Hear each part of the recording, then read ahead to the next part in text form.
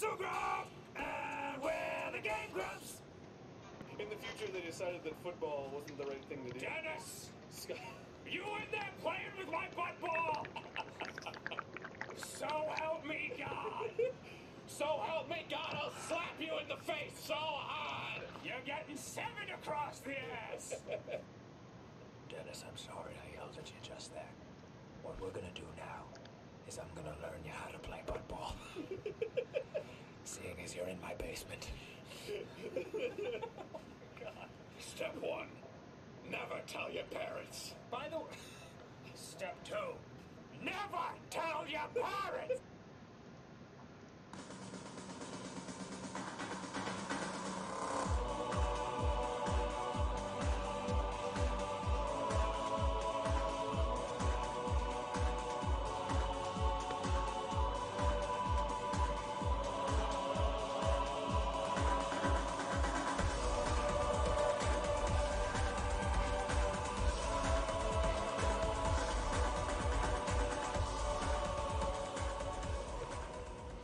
Hello, everybody! Welcome once again to the Brony Show. We are at episode 313, and I am your host, ready to bring you our fun and frivolity and silliness of our Bronycon travels. I am Circuit Main. Of course, I am joined by a wonderful cavalcade of people that both heard about Bronycon and think of it fondly, as well as actually attended and probably regret every single moment of their lives now from it. Or love it. Or both. A little bit of column A, column B, I guess. But yes, we are joined by Suki of the Otaku Ascended. Yeah. We are also joined by Cold Dust of the Equestrian Flagstop. I forgot how well that background came out. Man, I know. It is a fun one, right? And yeah. we also have we have Cold Dust. Yes, we do. Me. We have Cold Dust again. Hey, everyone. we also There's 2 of me. Don't be concerned. we also have Crazy Matt Captain of the Everything. I pull one card from the deck of many things. It is into the void. I am now dead. Darn it. We are also joined by a Textalion that I could not get rid of today. No, it's not Textalion. I love Textalion. It's Torkoy I couldn't get rid of today. I'm raging against my machine because for some reason failure, and I only had to use my sometimes functioning mechanical keyboard over my USB one. Basically, we're hoping for explosions here. But we also are joined, and as I mentioned, we are joined by a wonderful person, a dear friend, a great individual, the person that is the wind beneath my wings. Please don't get too upset at me because I can't remember names right. It's Textalion. And post-con sickness sucks. But yes, we have all been to BronyCon. Well, not all of us, no. Toa and Suki haven't, but most of us have been to BronyCon. We have faced the wraths. I didn't yell you win. Why didn't you hug me? Okay, CMC also then. I'm sorry. I win via the digital ways.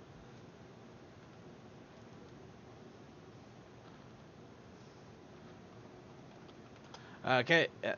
Sorry, I just got a quick message here, so everything is scattered over here. So we're gonna go ahead and address the immediate elephant in the room because everybody knows. Well, we pretty much already know exactly what in the hell is going on at this point because it got announced shortly after the con ended.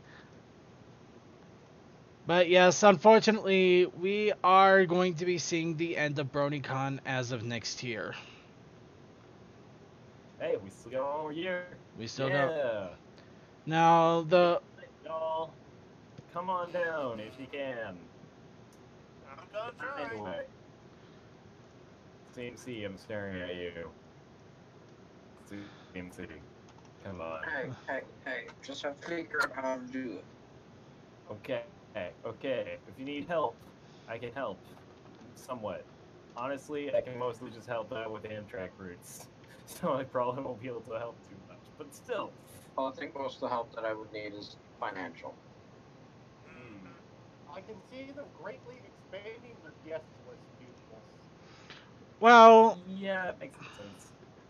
well, in regards to this, though, unfortunately, because of this, well, I've been doing a lot of thinking, a lot of thoughts, a lot of digging, a lot of soul searching, and I've decided it might be time to move off of the Brony community once and for all, and go ahead and move on to another Brony community, another community altogether. So, I am here to announce that we are no longer going to be the Brony Show after the next 5 minutes. No, instead, we're going to be the Sonic Fandom 5.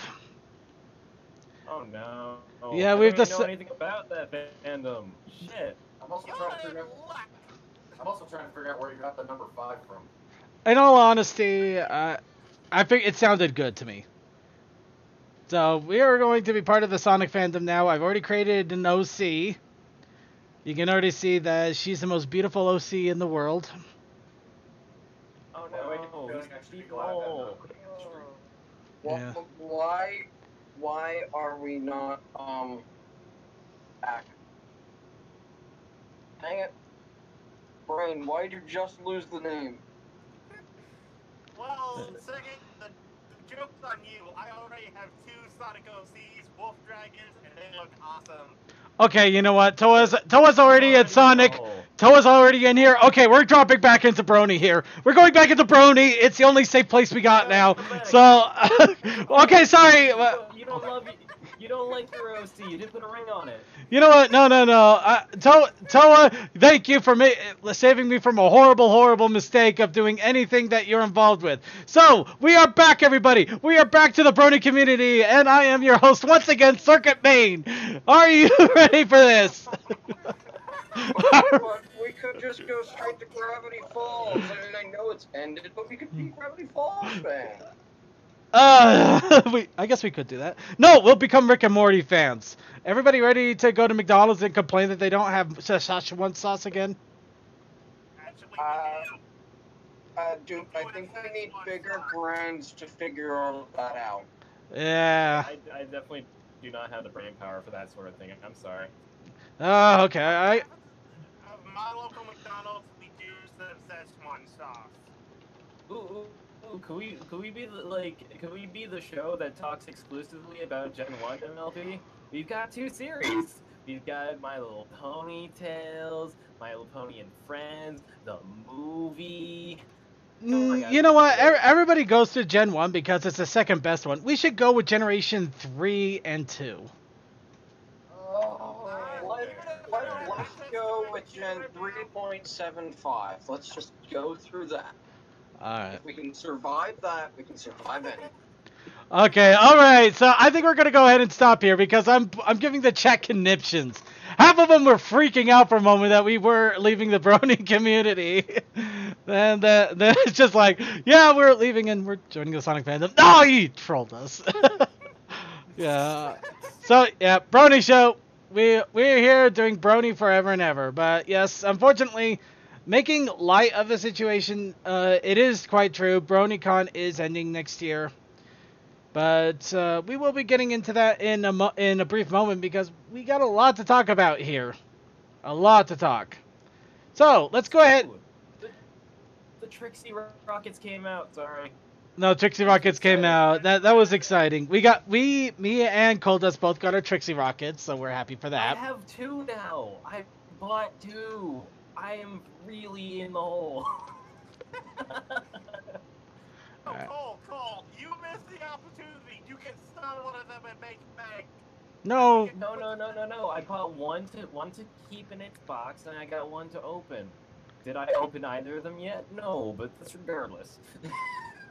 No, Cole, you don't understand. We can send the money to CMC so we can get a train ticket to Bronycon. Hold on. Screw that, I love these figures. Sorry, CMC. I guess the best we could do is a laptop. The best we could do is a laptop for you. We can't give you a train ticket because we have to have our rocket ponies. Yeah. You gotta have those rocket ponies. You can't not have rocket ponies. All right, but and the love for that ship is too great. okay, I'm gonna take my gigantic hooves of power here, and we're gonna get this train back on track for a brief moment until we get it derailed once again. What's up, Brony? So, most of us went to the con. That's pretty much going to be our What's Up Brony. So, does anybody have any What's Up Brony outside of convention? It's really hot over here right now, and I hate every moment of it. You all missed Fruit Float Day at A&W. It was great. The only A&W near me closed 3 years ago. I got an SNES Classic, and I'm probably going to hack it here in the next few days. Wow, that killed everything. Okay, let's. All right, let's go ahead and. I'm basically still playing right now. What's been my What's Up recently? Fuck you, fuck you all. Destiny's about to have a big expansion, and I'm loving the hell out of the latest event. Oh yeah, actually, there are a couple of things here. I've been going completely nuts over both Final Fantasy XIV Monster Hunter crossover. I've been doing the Monster Hunter portion for the last few days, except today, but essentially you are first set to fight a giant Kuluyaku, which is a bird, that gets a hold of the Final Fantasy crystal and becomes gargantuan size because of it, and you basically got to beat it down while it's holding this crystal, which is a pain. And then after that, you got to fight a giant behemoth, which is the most annoying, difficult, frustrating, actually having to use realistic RPG-like tactics to fight this thing, including actually having somebody gear up to heal the party like a white mage. It is ridiculously weird, but it's actually a lot of fun. And tomorrow, the 14 part of Monster Hunter World, where it goes into the 14 game, starts up. So I'm going to be doing that crap next. And fighting a Rathalos in 14 with a Dragoon. So, yeah, that's a lot of fun there on both ends. My only thought with that is gotta make sure that you Leroy Jenkins before your healer's ready. Exactly. That's exactly what we got to do. Though I am still involved in the current artist training ground. However, I'm unfortunately not going to be able to get my artist training ground for today in because I was completely blitzed trying to get everything ready. And unfortunately, I also got roped into playing a little bit of Donkey Kong Country with Blinked, which was a lot of fun, but still. But there is one thing I have to bring up here. Why in the name of holy crap is Toakoi shipping me with Ticker? Wait, what? Okay, on his day 12, it's he has to draw. He's drawing a pony family. Now he puts on a Time Marches On joke, and we see me with a young Ticker, me with an older Ticker, and then it looks like Ticker with what I'm guessing is probably our love child. As we see on screen here. As time ticks on, Toa expects you to die. Ow! I'm concerned. That's actually more. Why you gotta be into it? And Toa has vanished from the chat room. Oh. He actually vanished. So, apparently confronting Toa with it, he has apparently vanished. So, now... Toa feels shame, so he must disappear. I must commit inonetsupuku, which basically means I disconnect. He committed He's Sudoku. He committed Sudoku. Alright, so, but yeah, on Artist Training Ground, I am still doing that. I unfortunately will be missing today's, but I'll be making up for it as well as tomorrow. But let's go ahead and get into, anybody else have any other What's Up Brony? I'll take the silence as a no. Alright. I had something completely forgot what it was. Oh yeah, I found the raspberry tag on Derpy Boru. That's a fun tag to look through. Oh my gosh, so many adorable pictures. Oh my god. Let me guess, that's going to be for our next foray into Derpy Boru tags, isn't it? Oh my god, yes. Alright, put it on the list. We are definitely going to do that. Alright, well, let's go ahead and get into the news here. Now, I'm going to go ahead and apologize right off the bat here. The news was both small and extensively large. Just to give you an idea here is my current window here of all the tabs of things that we're going to be talking about, as well as things I'm going to have to hold off until next week. More than half of those, 3/4 of those tags up there are videos. a ton of videos were released by the Brony community over the last 2 weeks. And it's mind-numbing. And a lot of them are so good that I honestly had to cherry pick the very absolute best, and we're probably going to be sprinkling the rest of these in next week. So we're going to be missing a lot of videos, and there's a lot. So yeah, community's not dead, everybody. Circuit, please tell me you got the Kardashian video. Oh my gosh. I did not get Tridashi. I did not get Tridashi. Oh my gosh, okay. No, before you get... No. I still have it. I just can't... I'm not getting it to it today. Because we had to make room for 2 Best Sisters play. Oh, damn. I didn't know that. Ooh, okay, I'm excited. I'm glad you are. You got me excited. All right, I'm glad that we were able to come with a good compromise here. But we do got some news. Here. So, first off, jumping into merchandise, Spike plushie has popped up on Amazon. So, Spike finally has been awarded his own plush, which is already inaccurate because it has no wings. Well, if you're a fan of Spike from seasons 1 through 8.5, kind of close enough. Yeah. 1 through 8.5. Would it be 7.5? Because we're in season 8 right now. Yeah, but he got it right in the middle of season 8, right? So, yeah. Well, just 2 episodes before the mid finale, I think. Something like that. Well, more like maybe like an 8.33 then, I guess. Yeah. But in all honesty, just him actually getting a plushie though, that is pretty nice. Because usually he does get kind of in the wayside, and also we got Celestia, the Cadence, eyes look and creepy though.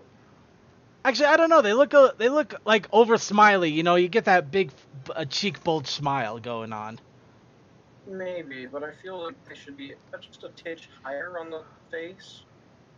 Actually, I could see that. I can't help but notice that Spike actually has pony eyes, because Spike eyes typically has the slit. He's got the slit for the eye. Okay, Toa, you're here. Explain yourself. Explain yourself. Why did you ship me with Ticker? I didn't ship you. That was the time. That was the time of age. Then why does Ticker have a little me? Or a little offshoot of me? When you're old. I'm gonna be a little tight. What? What do I look like, Benjamin Button? What? Am I Benjamin Button here? Come on, what the hell? No. You're Goku from GT. I'd rather be Benjamin Button. You guys know the age-old anime trope of as people grow both from. As they get older, they get smaller. Yeah, but dear world, man, that does not look right. It looks like I have a kid with her. Yes, it looks like Circuit has a kid with her, and then also subsequently dies. Yes. So basically, you made her a freaking widow. A widow with my offspring, so there's more than a few questions. So many. We're gonna go ahead and move on here because we're giving Toa too much enjoyment out of our pain. So, in other bits of news, it looks like My Little Pony. Actually, I just realized I did not get our news segment up here. So, you wonderful people cannot be seen as you're chatting with us. So, give me a second here, wonderful people. There we go. And also get the restream fixed up here. Why does that always do that? There we go. So, another fun little thing here. It looks like Hasbro is really digging into the 35th anniversary of MLP from the 80s situation. As their Facebook actually has popped up. Well, no, not their Facebook. The actual My Little Pony website has popped up a lot of 80s movie posters done up in pony style. So we got E.T. as MLP, Daring Do, Indiana Jones, Pink to the Future. Anybody can guess where that one's going. And then there's also... The easy one, since they could just reduce the Pinkie Pie from the Discord episode where Twilight was that's shut in the library. Yeah. But along with that, you also have a bunch of just some general 80s images that are iconic, more or less, I guess you could say. But it is kind of funny how full bear they're going with this whole 80s thing. And in fact, we got a few videos in regards to that they've done as well. But we'll get to those later today. Because they are fun videos. Now, apparently Celestia is in Hearthstone. Kind of. Hearthstone added a character called the Harbinger Celestia, with flavor text being, and we quote, "She wanders realities, taking on many forms. One was a unicorn princess."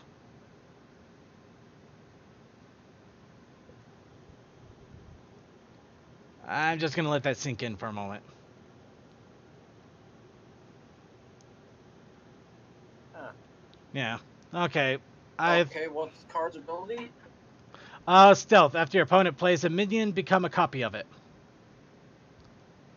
Okay, that... I don't understand the reference then. Why? Why is it? I don't know. I think they just wanted to try to make something a little pony-ish in the reference. Hold on. Chat room. Let's see. No mention of being winged. Nope. No mention. Alright. Let's see. Kenny Soda's Pony Fiction. Okay, yeah. I'll put that up here for a moment. That actually is a pretty good poster there. And while that is up, a giant tiered pony head cake appeared on Food Network.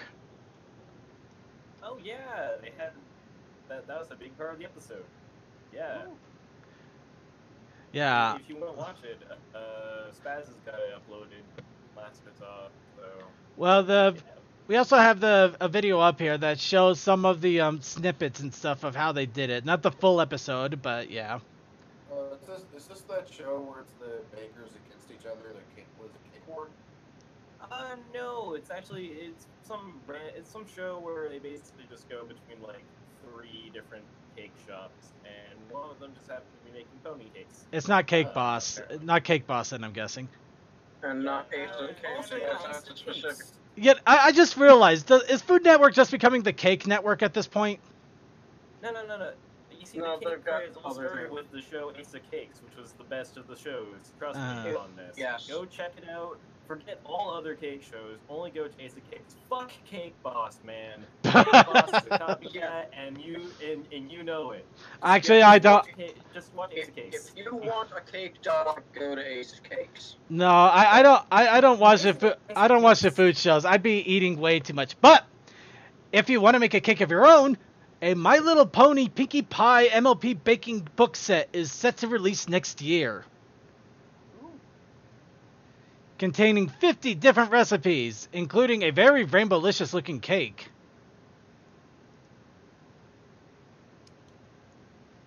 That must be a challenge right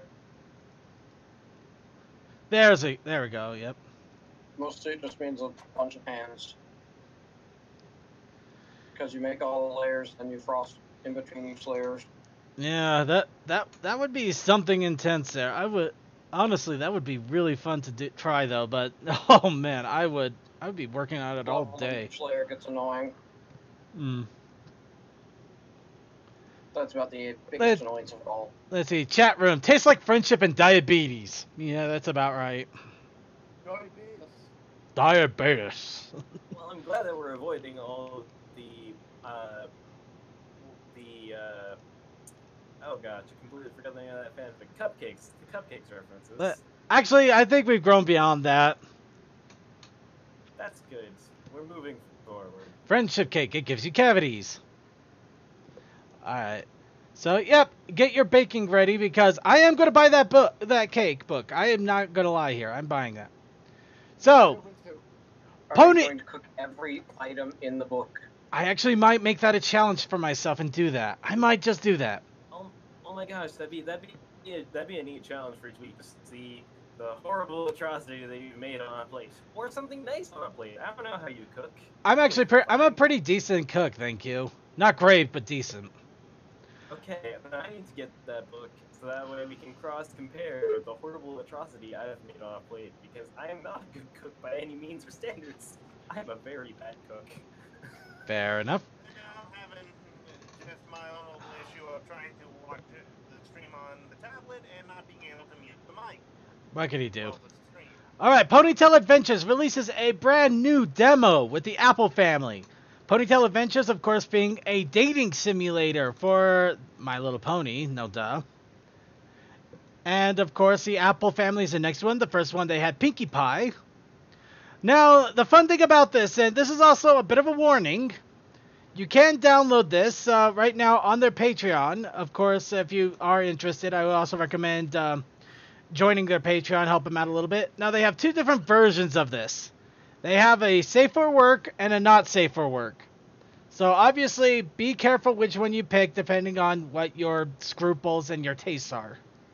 Oh, I think I know which one I'm thinking. And we'd rather you don't illuminate on that. But, yes. So, yeah, you can get to Applejack now.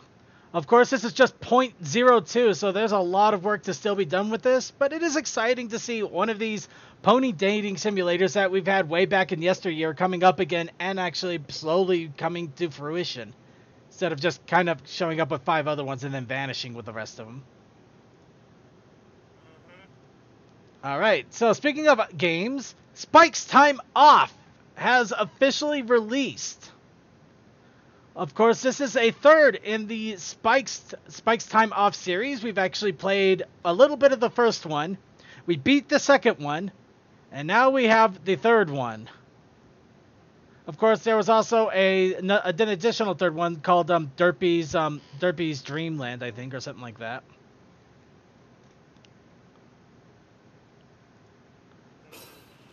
I do like Yeah. the Princess Spike reference in the trailer. Yeah. But yes, it does look like.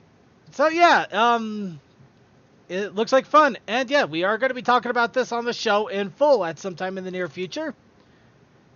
So there's a little teaser trailer to give your appetites. But if you are interested in getting the game, check out our show notes. It is located in there and ready for you to download at your whim. Of course, let's quick. We're going to go ahead and dump our notes here into our chat room because I love you guys. Oh wow, we are getting a lot of good art entries on this, except for one that hasn't entered and probably won't be able to this time.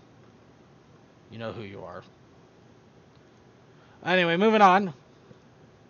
So, last little bit of news here.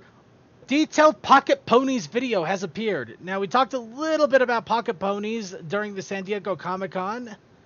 Essentially, it is another app that is going to be dealing with ponies and mobile devices. But yeah, so apparently you play as one of the students. So yeah, we're only skipping little bits of this here and there.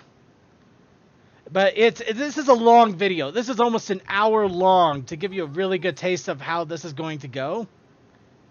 It does look interesting though. And it is definitely based off of this season with the school and the students.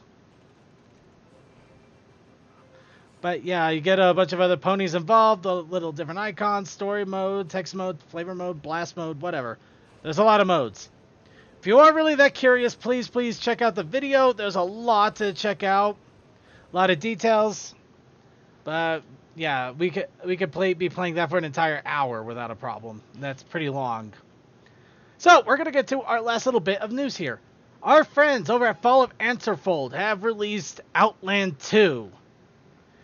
I got to admit, the screenshots, it does look like they have been improving a lot. I've really got to download I have downloaded this. I'm actually going to load this up, play it, check it out, see what I think. I have been meaning to do a little bit more of a Let's Play on these as per their request. However, that was 8 months ago, so I'm sure they're not too thrilled about me right now with that. And I do apologize extensively. But To be fair, they have been pushing stuff out like every single month, and it's like you can't play all the games and No. stay on schedule. No, I'm just really bad at scheduling. I mean, look at look at the podcast every single week. I'm basically flying by the seat of my pants. But it is interesting enough. So if you are curious and want to check out ponies in a horror environment, go ahead and check out Fall of Antherfold. And that is it for the news. Now, we're going to go ahead to our fan submissions and suggestions. Now, we had a challenge 2 weeks ago. And I actually am spacing it right now. Let's see.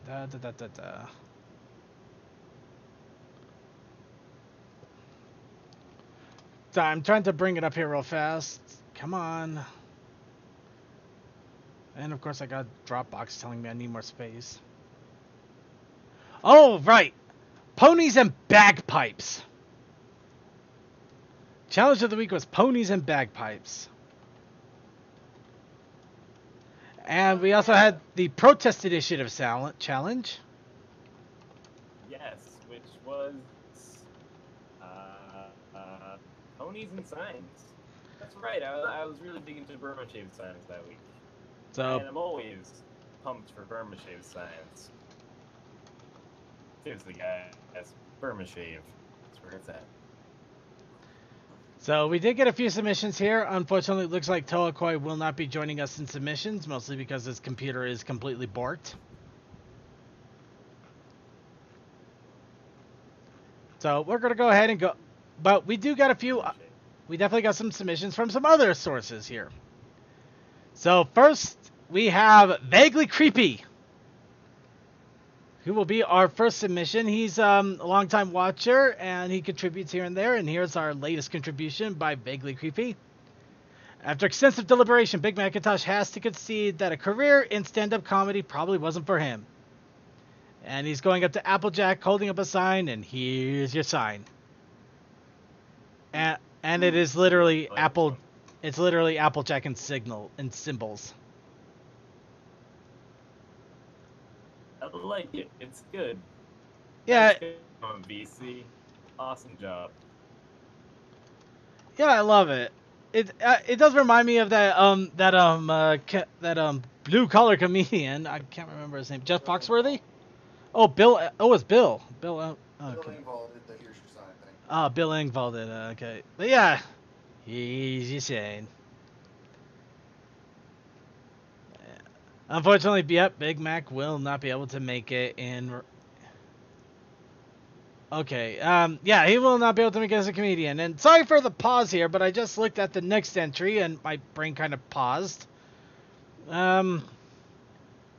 Here we have Dr. Bristle with ponies, bagpipes, and signs.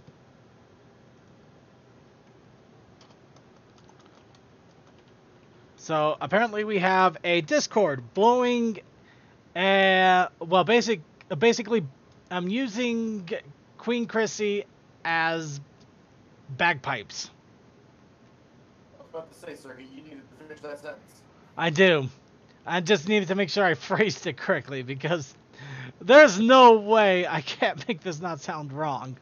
Because given this fandom, if you said Discord was blowing Queen Chrissy, it still makes sense. Yeah, but yeah.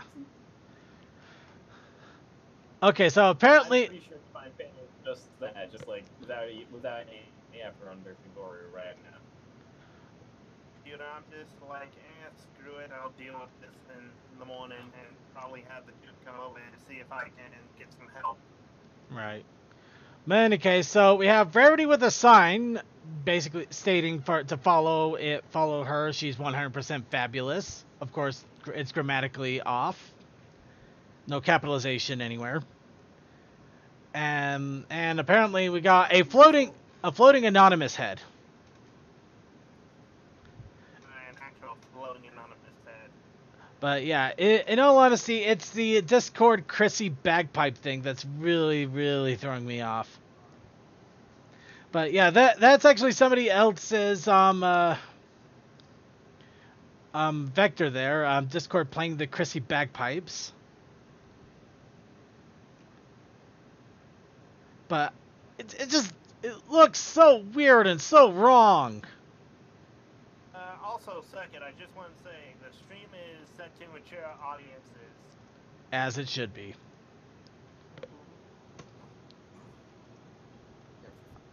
Yeah. Fuck those games. We don't want them in here. We do tend to swear. We do tend to get to run roughshod on things at times. And since we are a live stream, we also want to make sure that if something goes horribly, horribly wrong, we're at least under the cover of being a mature audience stream. It is what it is. I mean, seriously, I just made an oral sex joke. Yeah. And I was trying really hard not to make one, which was really, really difficult. That's why you have me here. You're too much of a pussy to say those jokes.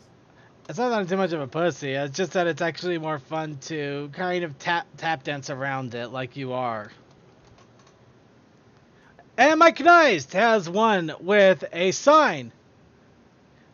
And this is Earthbound. It actually took me a second, but I got the reference.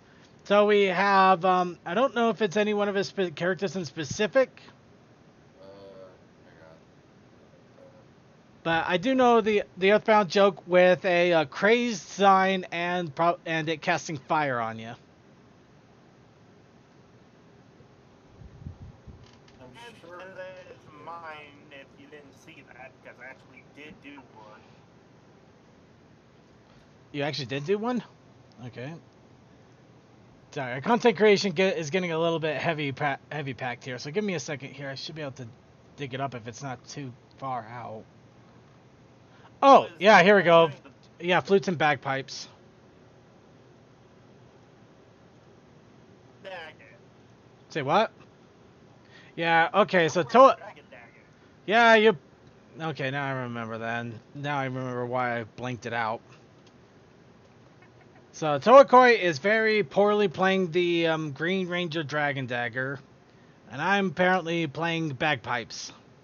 With a sign between us to warn about loud noises, ear warning, run.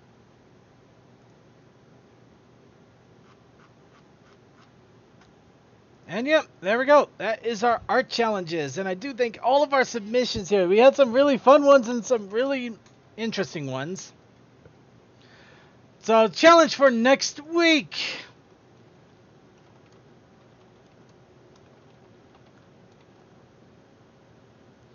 I'm going to go with ponies sweltering in the sun.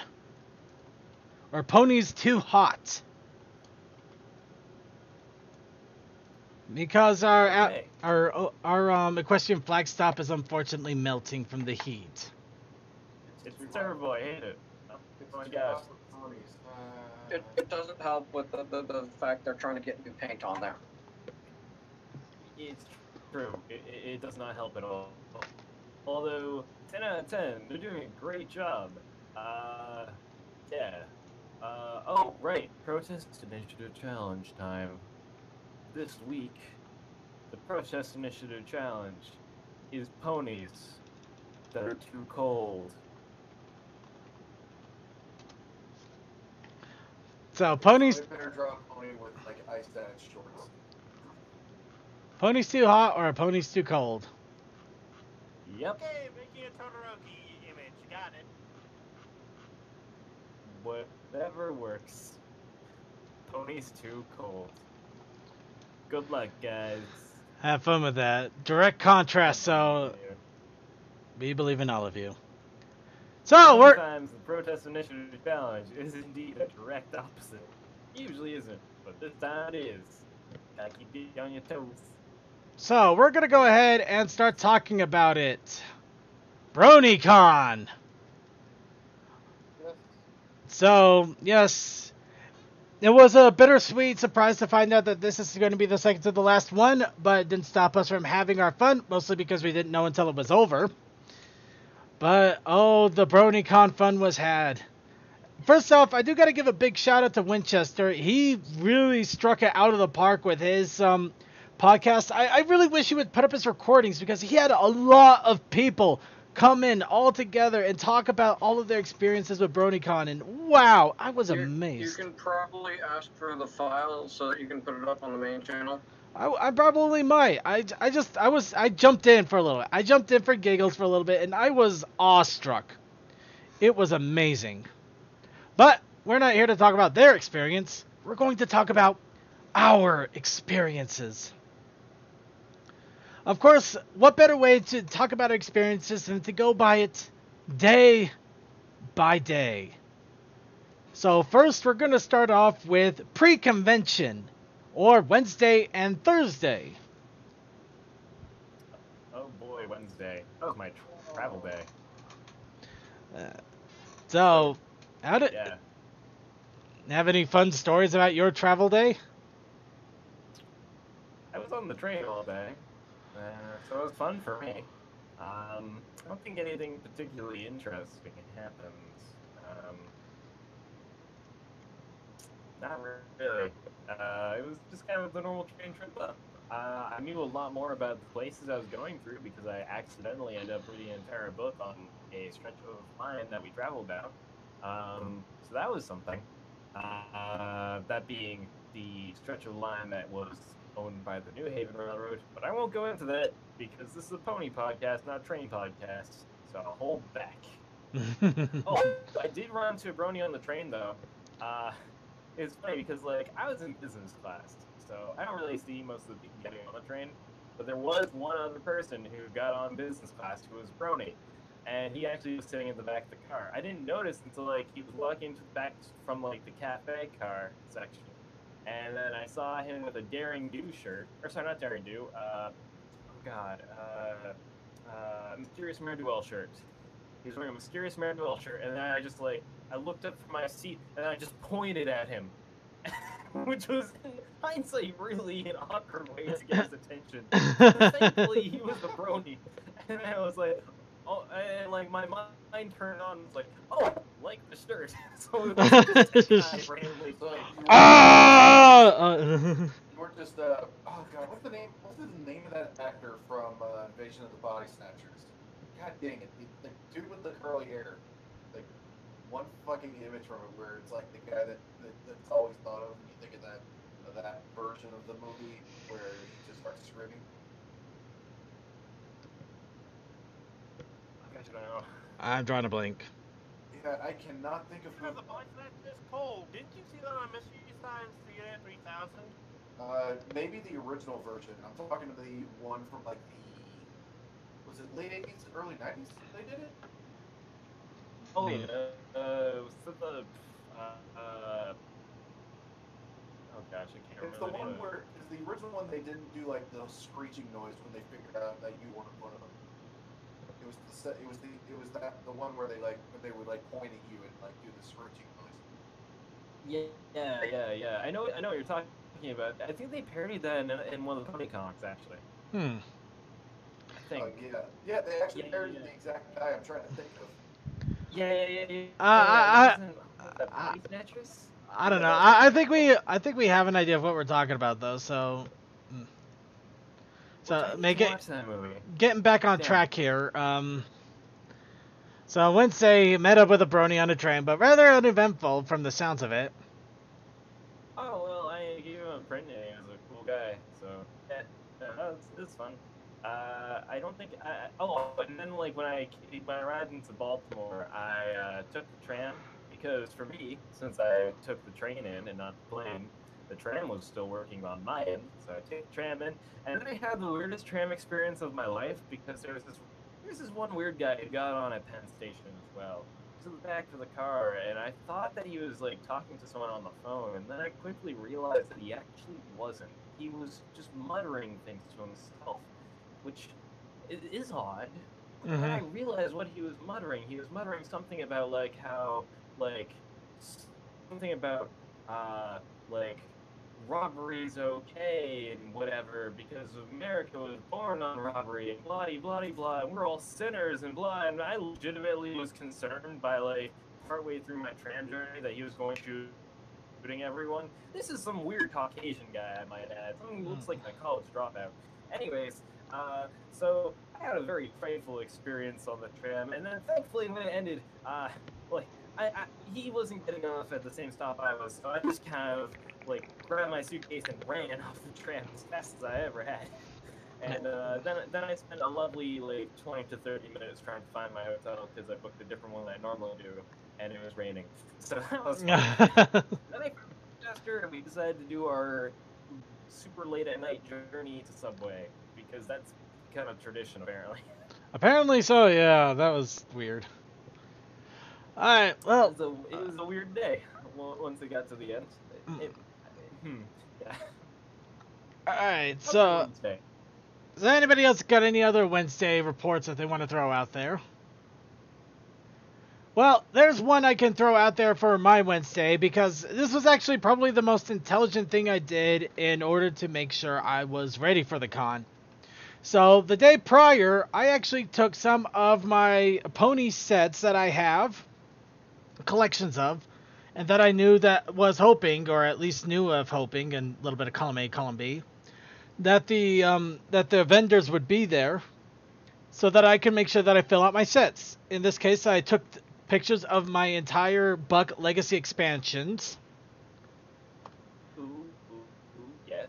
I took pictures of my Pony Finder books, both the original ones which do not have 5DE rules and the 5DE ones. Oh yeah, I need to do that. So with my Pony Finder books. Yeah, I also found out that unfortunately my cat decided that my Griffins of Everglow made for an interesting chew toy, so I'm not exactly thrilled about that right now. And I also took pictures of my Twilight Sparkle Secret Shipfic folder expansions that I did have, in case I wanted to snag some that I might have missed or might have wanted to snag, which I ended up not doing, which was kind of a bummer in some cases, but it might have actually been for the better in the long run, but we'll get to that in a moment. So yeah, I did prepare quite well for this, which I'm very, very happy for. So I'm very happy I did that. Does anybody else have any other what's up that they want to throw on their side? Not what's up, Wednesday. Wednesday for me up that day, since I didn't go, I slept in, missed a call for voluntarily going to work. Saw an hour later, went back to bed, got up 2 hours later after that, but it's been over 3 hours. I'm not going into work. Right, ignoring Toa from now on. Okay, let's go ahead and move on to Thursday. Now, Thursday, okay, that's the day where stuff actually starts to happen. Oh yeah, and Crazy day. I'm gonna go ahead and start off here because yeah, it was a crazy day, and this picture pretty much sums it up immediately. Now, my Thursday was probably the harbinger of pretty much of my beginning con experience for the year. At the same time, though, it's probably not all that bad in all honesty. But let's go ahead and get started on here. So, Thursday morning, I wake up. I notice that there's sunlight out in the windows. I look at my clock and I see that it is at 7:30. Well, no, I stand corrected. It was at 8. My flight leaves at 9:30. I planned on having a Lyft pick me up between 7 and 7:30. You can imagine my surprise at this point. So, unfortunately, I have to get up. I quickly scramble to make sure I got everything packed, get myself dressed, quickly try to get a Lyft over to me to get over to the airport. I'm also a little bit annoyed because I don't have a single moment to grab a single cup of coffee. And I also cannot do my normal traditional breakfast for the con travel time of a giant Beto's breakfast burrito, which these burritos are as big as your arm and filled with meat and potatoes, and they're so damn delicious. So yeah, I'm a little miffed there, but I get my Lyft driver. He gets me over to the airport. I managed to get through security, no problems, as per usual. So that's one reason why you didn't have problems. That probably helped a little bit, yes. And we're going to go ahead and pop up Cole's train here. So yeah, if any of you have Bronycon pictures, please be sure to throw them in the Brony Show chat to me directly. However you can get them to me, and we will go ahead and show them because we want to show the con experience as well, both in and out. But yeah, I get there. I barely managed to scarf down a basically a health food cafeteria thing that's the only place that I managed to see in between my stop and in between where I get in and where my gate is. So, actually, no, I said corrected. Right afterwards was a coffee place, the next door that I didn't see. So, again, annoyed. But I get in there, I get on the plane. Luckily for me, and this is actually kind of nice, when I get on the plane, the seat between me and the other guy is completely empty. So, I actually had a nice little bit of wiggle room on the flight there. And the flight there, no problem. I get through, no problem. I get down, I get my luggage. I start to head to the light rail because I know the light rail is broken, but I don't know what the hell where I'm supposed to go to get the supposed free shuttle that's supposed to be going. And I get there, there's a few other bronies. They're trying to figure out what's going on. One of them figures out, wait, the shuttles are just outside the door over there. Yay, and excitement. We all start to shuffle over to the shuttle and get on. And we start to drive off. We're not exactly paying attention too much. And the shuttle stops, and we get off. Now, keep in mind that the light rail is down for several stops. All the way from between the airport and to Pepsco, there's about 5 different stops that it's not taking. And we got off at the first stop. Can anybody see where the logic falls here? So, 10 bronies kind of sheep themselves out of the transport because one of them does. And we end up realizing that we got off at the wrong stop as the shuttle drives away.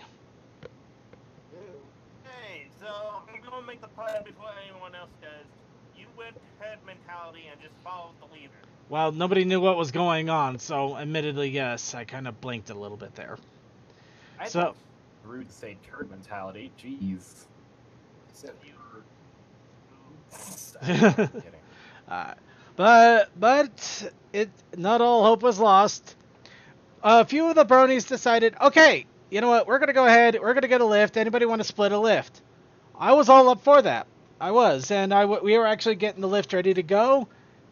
And just as the lift was about to pull up, another shuttle pulls up. One of the other bronies goes up to it, talks to the person. They're like, "Hey, this person's going to the Pepsco station, where the light rail continues." So I weigh my choices.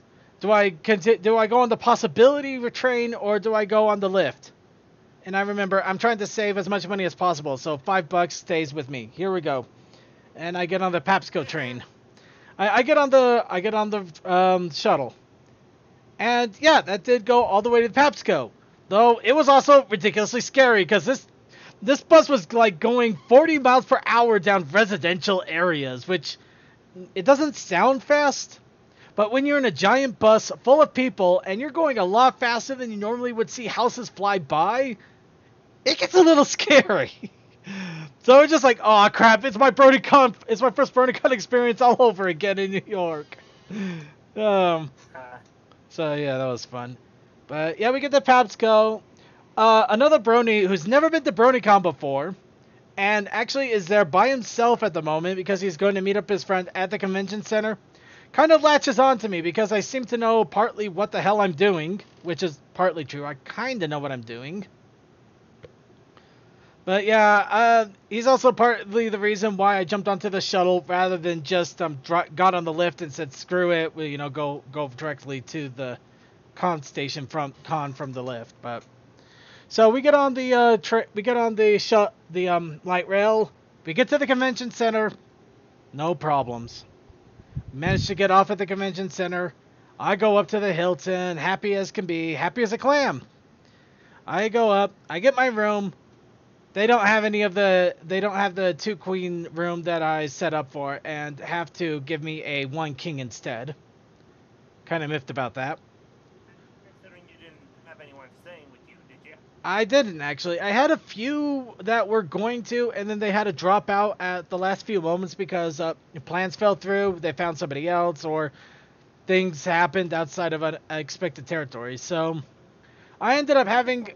I did have the hotel room to myself, so it did kind of work out a little bit in the end there, but that was still a little annoying. I'm not gonna lie. It was, yes. And that is for that was for my Thursday day. There's also fun to talk about with the Thursday evening with the bar trot, but I'm going to leave that for the moment and let anybody else who wants to talk a little bit about their Thursday travels.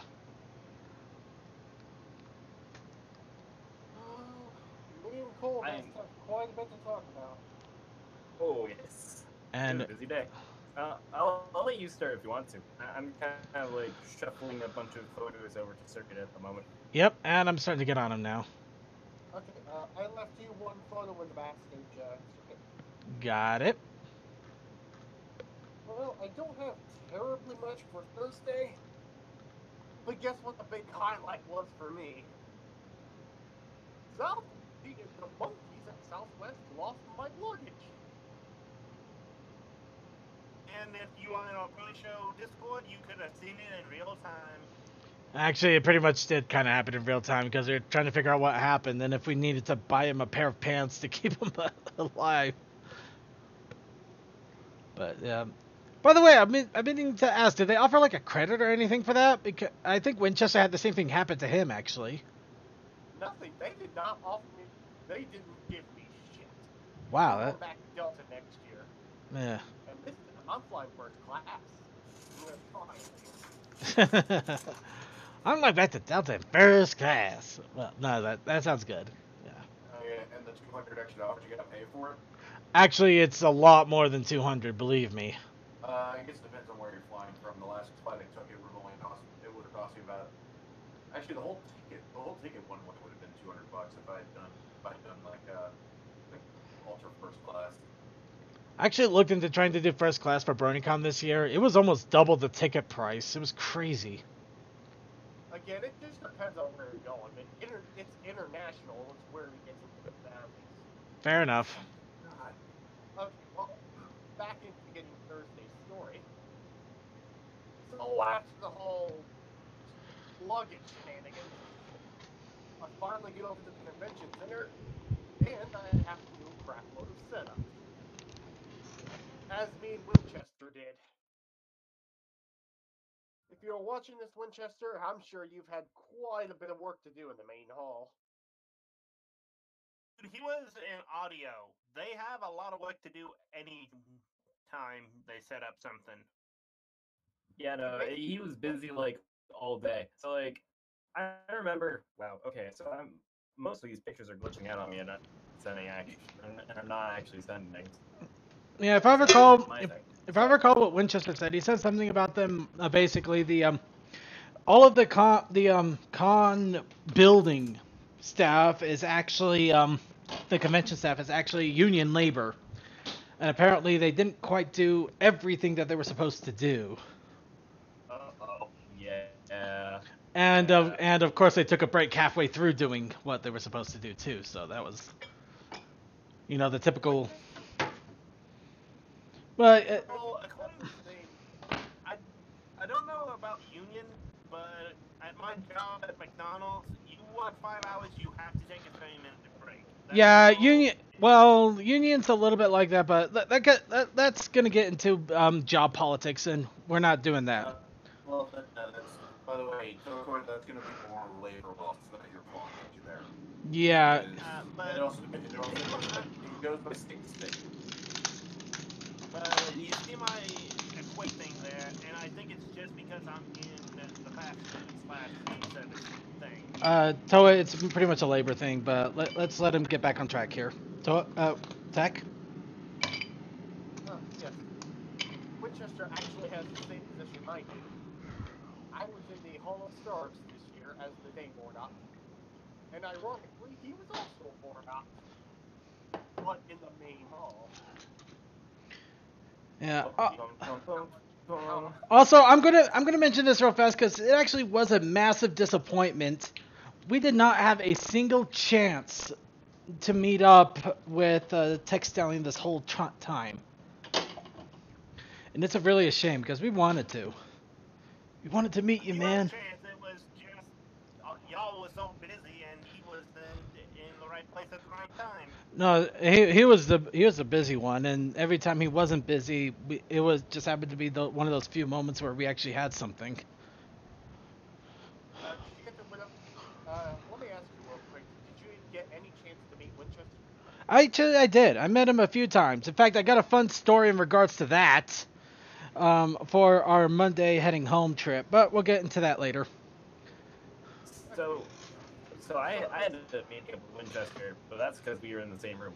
So, yeah, we agreed before Winchester became part of staff to book a room together. I think probably largely because I usually book the Hyatt, and this time I didn't. I booked the Days Inn. Yeah, the Days Inn. And anyways, so I was already there in Baltimore because like I traveled down on Thursday, and Winchester left early. I slept till noon because I didn't get much sleep prior to the whole travel experience. So and it was Thursday, so I had the ability to. And so when I woke up, I just kind of I took a shower, got ready, and decided to figure out where about the badge pickup was, and I found it in a very unusual way. I didn't think I'd be able to find it that easily, because like usually every year it's just like, oh hey, I have no idea where it is, but someone's going to tell me. I'm sure we'll run some people with badges and they'll be like, oh yeah, no, it's over this way in this building. This year I actually woke up early enough that, and I was out about early enough that they hadn't opened the doors yet. So I basically just found it by finding a horde of bronies that were playing, they were playing like classic pony music and stuff, just just right out in front of the convention center area in the building that is the furthest down the streets. So yeah, and I met this really cool guy who he was from Alabama and he was a bartender, and I talked with him for a while. And he was a brony dude, obviously. That's why I was waiting there. But yeah, no, he was a really cool guy. One of the many cool guys I've been on this journey. And then we went in and got our badges and stuff. And I got to experience the first line of the con. The pre-con line. Where line con truly begins. The badge pickup line. Not like pickup as in, like... Anyways, so, yeah. So, and then afterwards, I went up with Circuit at one point, and me and him went to It's Sugar after he got his badge. Oh, and also Circuit gave me a thing, a really awesome thing. Go right ahead.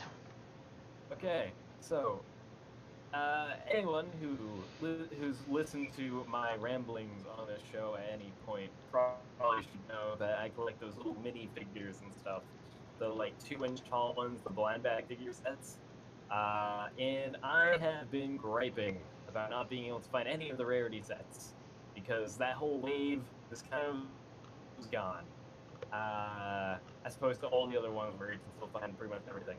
And yeah, no, Circuit somehow managed to find this one set, the rarity at the spa set, the one that I could not at all find, and like. And he just gave it to me. Like, I saw him, and then he was just like, here you go. I'm like, what? So now I am eternally grateful, and also my soul belongs to him. So, yeah. And I gave him maple syrup. Yeah, see, he gave me maple syrup, and I am planning on doing something fantastic with that. You can now use it in said recipes. Like pancakes. Tastes really good on pancakes, I'm not gonna lie. That is the plan, pancakes. That is the plan. We are using, I'm doing pancakes, and I'm doing the really good ones, not the put water in and mix it in a jug stuff. No. We're doing the kind that you have to crack an egg in it. When I gave Winchester his, he just started drinking it, like he started sipping it like it was whiskey. Yeah, he did do that. That was weird. All right. I'm from Vermont. It's not that weird. But yeah, we did meet up. We did go to It's Sugar, which was hilarious because we essentially we saw the store. We walked around the innards of the mall trying to find the way in, and then we realized, wait, we can't get in. It even says on the door, oh, visit us at our new location. We go, crap. So I go, okay, so where is it? Maybe we could still make it. I pull it up on my map. I look it up, and I see that it's literally around the corner. And I mean, when I say around the corner, I mean I looked up from my phone, looked straight ahead, and I'm like, it's right there. You can actually see the sign exactly where we're standing. And we still wandered around that. Then we wandered around that one because there's only one entrance. Because we thought it was in the mall, but it was kind of... It's in the mall, but it's like in a strip mall, a building area of its own. It was really, really weird and stupid, but... Yeah, it's like the one store in that mall where you cannot access it from the inside. You have to basically go through one of the outer doors. Yeah. But it was I like the new location. It's very nice. It's very swanky on the inside, and they've got lots of candy. So much candy. Which means we're gonna have to completely blow out our teeth next time we're there. Yes. Oh my gosh, I'm going to buy so much candy next time. Get one of those giant gummy bears. Alright. Just gonna get so much candy that you're gonna have to start a denture fund. Pretty much. Yeah. But now I'm gonna jump back in on this. Oh wait, I think we also got something to eat, right? Yeah, I think we went to Jimmy John's, didn't we? Yeah, did we go to Jimmy? Yeah, we did go to Jimmy John's. We ate, yeah, I remember that. We ate at Jimmy John's. We relaxed in my room for a bit, and then I had to go off to the bar trot. Always look back into the thing and double check yourself sometimes. Anyway, so getting back on track here. So yeah, that was what me and Coldust eventually split up because, as I said, I was going to the bar trot for the first time finally ever since going to Bronycon. Okay. Oh, sir, do you have that picture of me standing in front of that sign just before we split off? Remember the Bronycon? Oh, I'm well aware of it. I'm well aware of it. There, yeah. I need you to send that to me. I need that in my life. Whenever you get the chance, pop it my way. Okay, but yeah, while we put that picture up here, so I got to experience the Bronycon bar trot for the first time. Now, just to say it off the bat, I should have realized something might go wrong here because they did not get this up until about 2 to 3 weeks before Bronycon actually started, which is very unusual. But I went with it anyway because, I thought it'd be fun, check out a few bars, maybe try some different drinks, maybe get some swag. I've heard that they have some pretty cool stuff there, like t-shirts and drink cups and stuff. So I get a lift over there, and we start driving to the location. They gave us an address, but it was basically a corner, and then they mentioned something about an old lemonade stand, which I'm guessing was a literal old lemonade stand that must have been from the 1950s, because nothing like that was actually labeled that old lemonade stand. So very ambiguous instructions to begin with, but I managed to get there. I managed to find the organizers. So it's like, okay, so here's your strap. This tells you that you're part of the bar crawl. Here's your ticket for a free shot. One free shot from one of 2 bars. They only had 2 bars participating that were right across from each other, so that was pretty convenient. One right across the other. They had this one bar that was offering deals based on the bracelet. And then they had another one offering deals. One of them had a Rainbow Dash shot, and one of them had a Pinkie Pie shot. So I go, okay, that sounds good. I only got 1 ticket for 1 shot, but I'm going to go ahead and have a few drinks. I'll have a little fun. This isn't what I was hoping for, but, I'll still have some fun regardless because I already paid for it and I made it out here. So I get up. I walk over to the bar and I choose the first one with the Rainbow Dash shot because I figured it sounded like the Rainbow Dash shot might be interesting. So I get out there. They have a sign posted in there. They have a little Brony's welcome. They have a sign posted up. It's like, okay, welcome to the bar. You can have a draft beer for this much. You can have a hot dog with tater tots for this much. You can have Rainbow Dash shots for this much. Prices were decent, but it wasn't really much of an offering. So I'm just kind of like, I'll go ahead and excuse us a little bit. They probably had to crawl. They had to probably slap this together. and it sounded like that they actually took it over from whoever did it last year and the years before. So, growing pains, it happens. I will deal with this. I will be a mature adult on this. So I get my Rainbow Dash shot. I try a couple of their beers, and I try the hot dog and tater tots. It's okay. I have a nice little buzz going on. I figure, okay, let's. You know what? I'm already a little full. I probably can't take too much, but I still want to try the Pinkie Pie shot just to say I did. And I get up, go over to the other bar. That's when I realized I made a horrible, horrible mistake. I get into this other bar. They have a few pony signs all over saying Brony's welcome. They're playing Brony music in the background. They actually have little decoration streamers. They got a menu up on the window, and it's like, here's like 5 different drink specials. Here's 3 different things of food that you can get that's cheaper than that other place and more plentiful. I just look at this and I'm like, son of a bitch. I was so mad. So I just go up, okay. And they had Jello shots, which I'm not gonna lie, I never had a Jello shot in my life. I go, okay, you know what?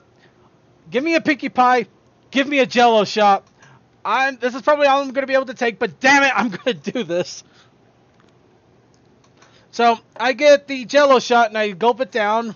They give me a receipt. I go, dude, I asked for a Pinkie Pie shot. And the bartenders are like, oh, okay, our bad. So they take the receipt back to go ahead and charge the Pinkie Pie shop. One of them drops the shot. I go, okay, well, this looks interesting. Gulp it down. It's not bad. I like it. They drop another shot. And I go, I only ordered 1. Go, whoops. We made a mistake again. You know what? Go ahead and have it. Okay, gulp. They only charged me like $5, and that's because I added a $1 tip. Yeah, never pick the first place, and definitely check both places before you actually decide where to sit down. You know, I should have looked first and then checked out the other area. That was a bad lesson on my part. So, lesson learned. Lesson learned. But it was still fun because I still got to check out these old cobblestone streets when they used to have horse and carriage, which was pretty cool to see. And even the cobblestone streets had tracks. They had old tracks from when they had the trams. So I'm sure Coldust would have probably had trolleys, actually. Trolleys would have been a better word. And Coldust would have probably lost his mind if he saw those. Oh, yeah. Ha! I heard about it. Or I heard about the tram lines. Out of curiosity, where were you about in Baltimore at that point? Because I know of an area where they still have like some of the old trolley tracks still in the streets. You know, in some buildings. I think it was like South Main and something. It was still kind of next to the water, but I can't remember exactly where. It was a little bit more easterly, I believe. I wonder if it was the area where the water taxi goes. It might have been. It wouldn't surprise me. But yeah, the bar crawl unfortunately was a bit of a lesson learned kind of situation, but lesson learned. I head back to the hotel. I hook up my Switch. I don't play anything for the entire time I'm there, unfortunately, but I had it hooked up regardless. And I relax and get myself ready for the next day. Anybody else want to jump in here? Oh, I didn't quite get to finish my Thursday story, but I get an email saying my luggage would be delivered in the evening, and guess when it came in? 5 in the morning the next day.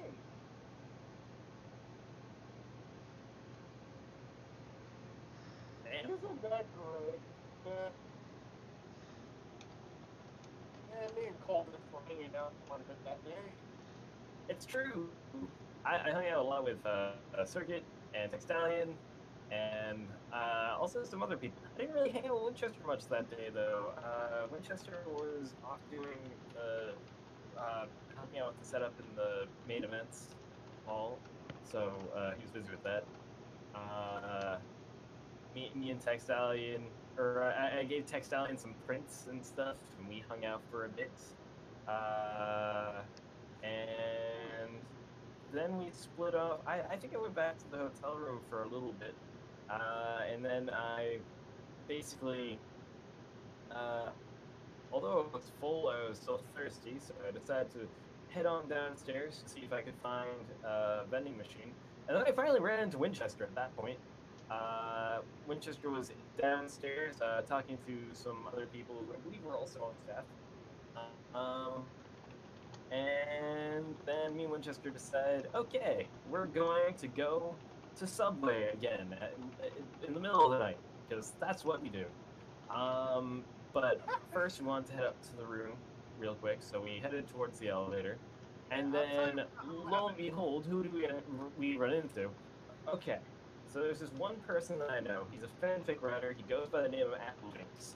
And I know him because I usually take the train down with him. He's like one of those spots a little bit further down. Anyways,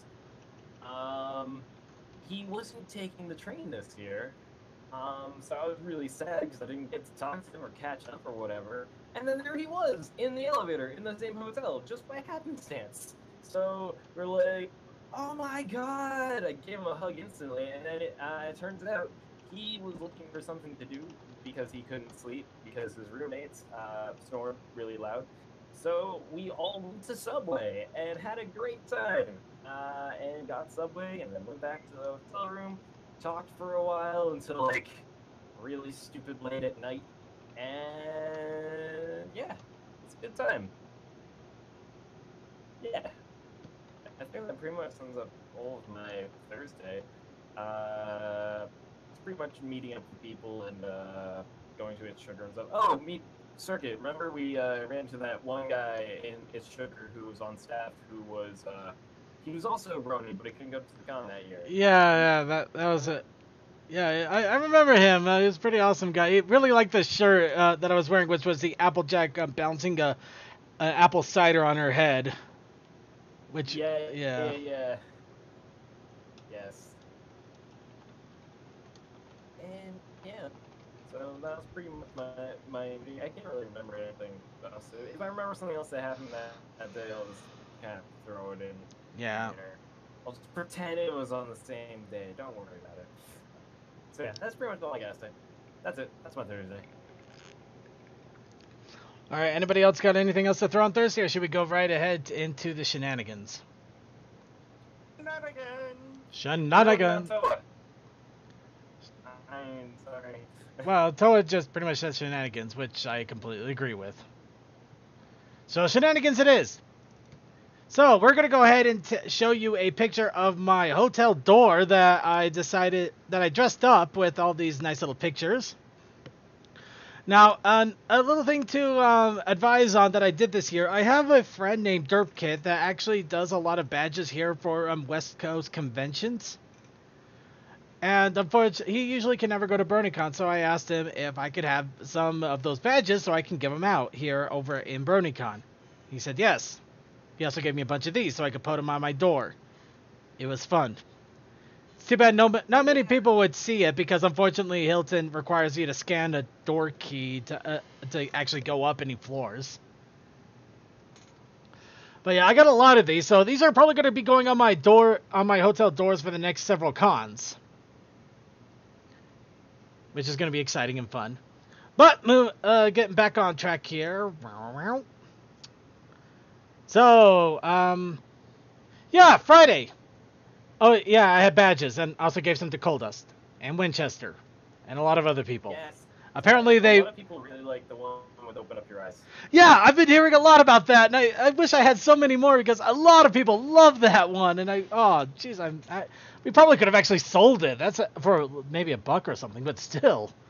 But anyway, so yeah, Friday convention time. Oh man, the glorious days. I get myself up nice in the morning.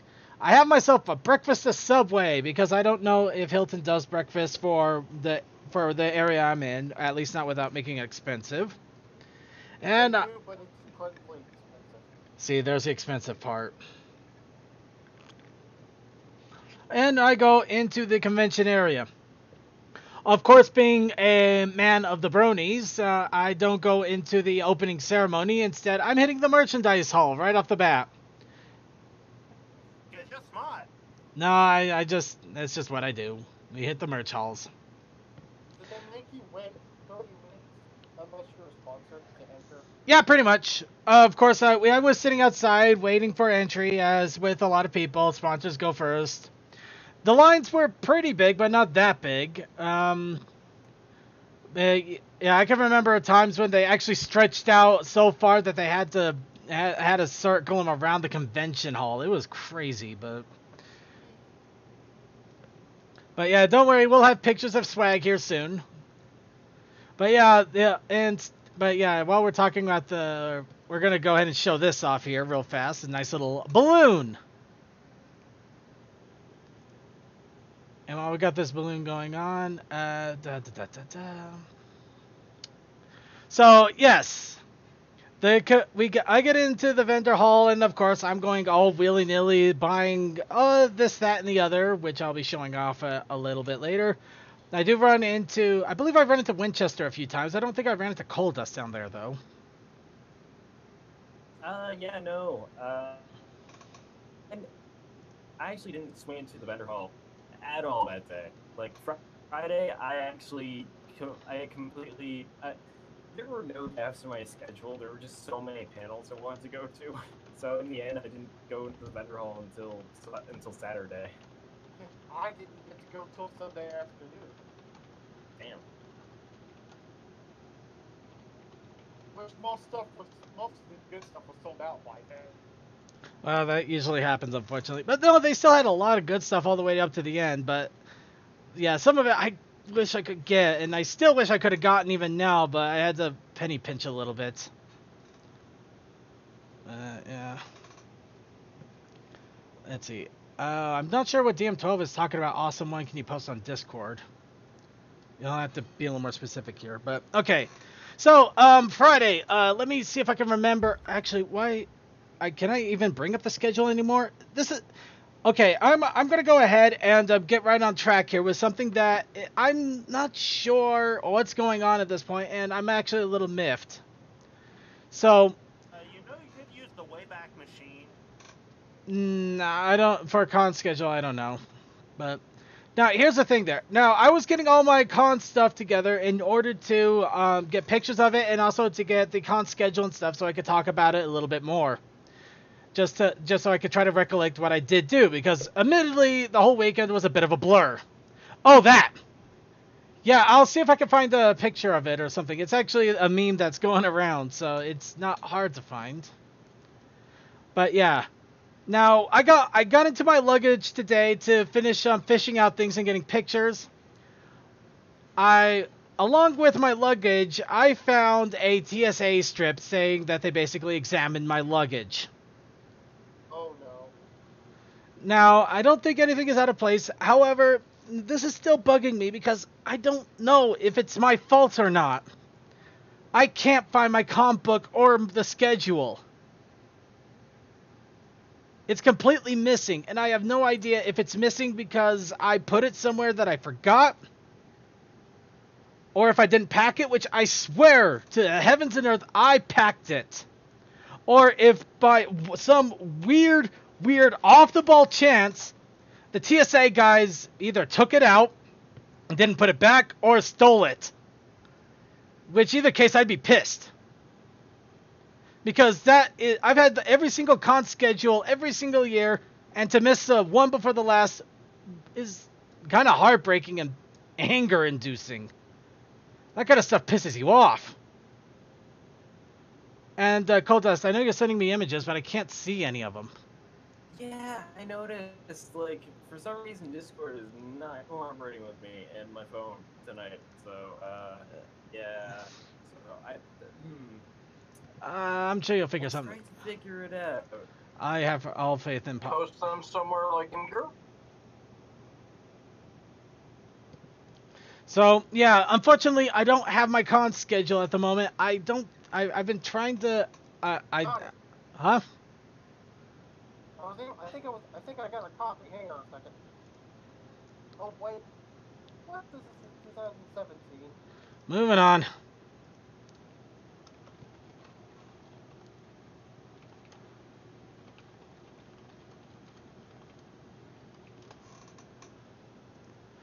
Okay, so let's anyway, so what I can remember, I'm not gonna lie, this is gonna be a bit of a blur here, but I did meet up with a lot of different people. I actually met up with Slick D, or D-Pad, if some of you might remember. Awesome guy. It was fun meeting up with him there. I did get some con merch going. Unfortunately, I also got blisters and a lot of foot cramps, so I basically I made it a lot harder for me to go to the music this year, which sucked. Okay. Oh gosh, the concert was amazing. Of course, I'm going to go ahead and I do remember one thing. First thing I jumped on immediately when I got to the con hall, to the merchandise hall. I jumped onto 3 separate plushies. Notably, in order, Cream Heart, Flufflepuff, and Snowblind.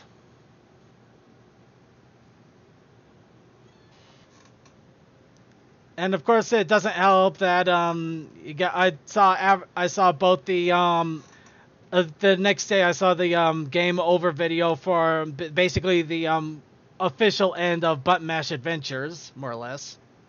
And also Flufflepuff was advertising the new Tumblr. So yeah, that was kind of a little heartbreaking to get these plushies. But I still love them, and I still have them now. And I always wanted a Flufflepuffy. Those were from Lunarshine, right? Yeah, they were from the Lunarshine store. Well, 2 of them were. The Flufflepuff was actually from a Flufflepuff store. Gotcha.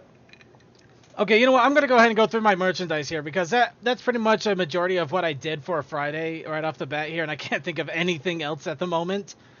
I don't know if I'm not drunk enough or too drunk. But yeah, along with that, I also, over at the Lunarshine store, I completed my entire set. Well, almost completed.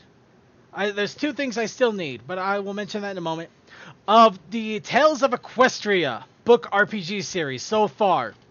They had 2 copies of Bestiary, and I managed to snag one of them. They had The Curse of the Statuettes, The Festival of Lights, The Tokens of Friendship, and also the 3 different dice sets, which oddly enough are Unicorn, Pegasus, and Earth Pony. And I went with the Unicorn dice set. And I probably should have gotten the other 2, but I didn't. Maybe a regret there, I don't know. But I pretty much have everything that they've published so far for Tales of Equestria. Along with that, I also got a hold of Citra, and I grabbed one of his bags. The flapping messenger bags from We Love Fine, including that actually you can swap out the flap. They have several different flap designs, and I actually got the one of the first pony shirts I got from We Love Fine, and also one of the first images I ever saw from Citra, which I still love to this day. The Rainbow Dash spinning in the air. I mean, Yeah, that's a good one. yeah, that is just one of the best ones. And if anything, if there's any kind of symbol for my coming into the Brony community, this is definitely one of them. So being able to grab this was a tremendous treat for me. Especially since I can't wear the shirt anymore. If I recall correctly, didn't Forstman use that? She was a he and for like you going for join the herd. Might have. I don't know. Rainbow Heights is probably what it's called, yeah. And I also got a Twilight Sparkle flag. I actually took this flag, I used a pin to tie it around my neck, and I wore it as a cape for a good majority of Saturday and Sunday. Because I couldn't resist. And I also got a Fluttershy mat. I'm just going to let the image speak for itself here. By the way, if you guys want to bring out your pictures of swag, feel free to do so. Along with that, here's a bunch of the other random stuff that I got, and there's a lot of it, so we'll go through a little bit of it here. Now, first off, the top right there, you can see that little thing that's kind of sparkling. We'll get back to that. That is something special, but we'll get back to that. I also got another plush of, this is actually the dating, well, not a school simulator, what is it called? Star Swirl Academy. The characters from Star Swirl Academy that is currently being worked on. Well, it's kind of being worked on, kind of not. It's kind of hard to say, really. But it's really awesome. Last time I saw that, I saw stuff for it at like the catalog KC back in 2017, but I remember seeing that at like Midwest Brony Fest 2015. Yeah. But yeah, I agree with you, DM12. Those plushies are an excellent purchase, and I'm very happy to get them because each of them represent a great part of the Brony community that I'm always going to cherish. I'm always going to cherish Button Mash and just how silly that whole thing was. Even if it was a few music videos and one episode, it was still a wonderful thing that I loved, and it was really a shame it couldn't have been more. Flufflepuff for obvious reasons, it's Flufflepuff, and Snowblind because that was actually a pretty heartwarming story and pretty nice, and it was just like one of those. It also kind of reminds me of Donut Steel, which I'm never gonna forget that guy. So yeah, along with this, you can see actually the bottle of maple syrup that I got from Coal Dust. I grabbed a season 4 DVD, so now I'm up to season 4 in physical copies. I got a few dog tags, some Sparkle Cola caps, a derpy rubber band wrist thing. I got the Starlight Glimmer face sticker. That's pretty fun there. I got a few grab bag items there. The Pinkie Pie woodwork, a couple of plastic necklaces, keychains, things like that. Right, and the little box right there, right in the middle, and right above the DVD, that's actually supposed to be a video screen. Unfortunately, the batteries are dead. But it's an awesome little video screen that I can put a micro SD card in with pictures, and it will actually cycle through the pictures. So I can actually go in there with a bunch of random pictures just flashing on this thing at different conventions or even meetups, which is going to be a lot of fun. Also got a Bronycon pin down there that you can see. And some of you are wondering what looks like a cigar there at the top left. Actually, here's a close-up of some of the random stuff and the Remember that you might have to move the chats to see the corners of the pictures. I should remember that extensively. I do apologize. I keep forgetting that the chats cover this up here a bit. Okay, yeah, none of you saw the cigar thing. Or the sparkle thing. Okay. Underneath the Restream chat, you can see the little sparkle thing there at the top right. Again, I'll get to that in a little bit. And I'm actually going to get a close-up of the other thing that you saw there. Yeah, you can see the Rarity and Scootaloo keychain, plastic keychain things I got from a grab bag. And right there, this is actually a wax seal stamp. Yeah, you can you melt down wax and you use this to press a seal like they did way back when for wax seal letters. And and my little ties was doing these, and I could not resist getting one. Long stage plans is if and when I get a 3D printer, I'm going to do everyone's logo in a raised format so we can do ink stamps because it's plastic. I'm not going to say, yeah, you can use it as a wax stamp. Right. Anyway, there's a few close-ups of some of the other merchandise, the Sparkle Cola caps, things like that. Now, okay, so right there, there's actually, there should be a video, or did it not get recorded, really? Or is it not loading up? It's like I'm not the only one with tech issues. Okay. Alright, well, I'll see if I can find it here in just a moment, but I recorded a video of this because you can see I have an Octavia and a Trixie placard. Now, along with those placards, I got the base item to run those placards. To actually show those suckers off. Okay, give me Are those glass plates that you put on a little laser thing? They're actually plastic, but yes. Oh, so someone lays Kind of them. Or... They're laser edged, yeah. They were at Bronycon last year too. I remember a couple of people I was sleeping with. That doesn't sound right. A couple of people I was rooming with actually found these, and it was really, really awesome to see that they found those. But I did not manage to get a hold of them in time. I ran out of money, ran out of time, a little bit of A and B and all that fun stuff. So I missed out entirely on them, and I had to go from convention to convention. I grabbed a couple of different grab bags while they were there, but I never found never found the base again until today. Well, until BronyCon today. And when I saw it over at BronyCon, I snagged it immediately. It's the best thing that could have ever happened to me. Okay, and just bear with me a moment. I'm actually I'm trying to get my Dropbox here to resync the video. Actually, I should probably even see if the video is still here. Okay, I found the actual schedule this time. Let me get a link to. Let me get you a link real quick.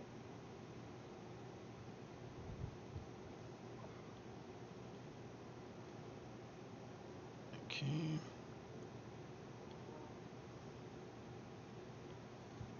Sorry, I apologize, everybody.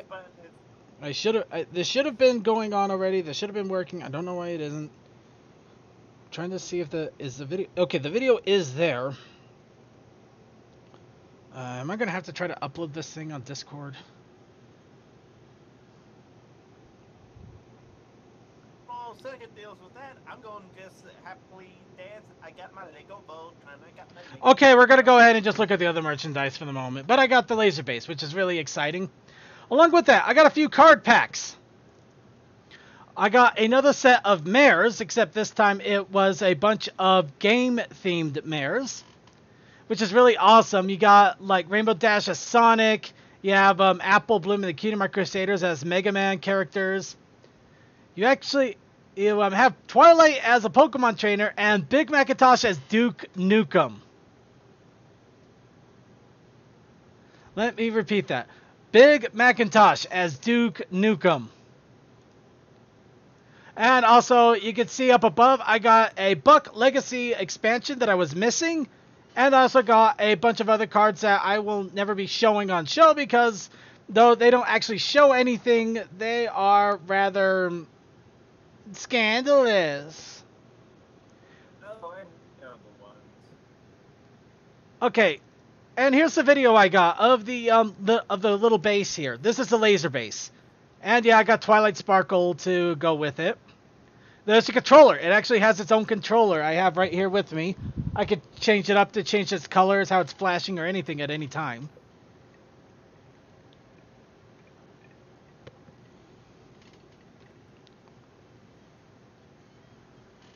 But yeah, I'm not saying anything this whole time here, so you can go ahead and show it.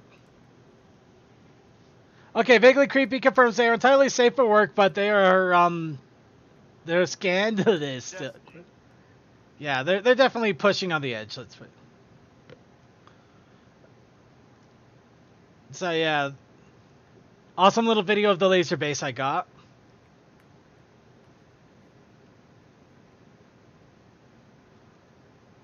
Just showing up the different colors, the different modes.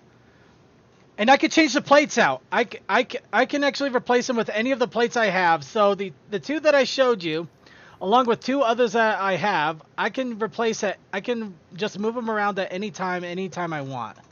It's really, really nice. Also, if you have the right thing, you can technically put that in your Twi-pewter. I could. I'm not going to, but I could.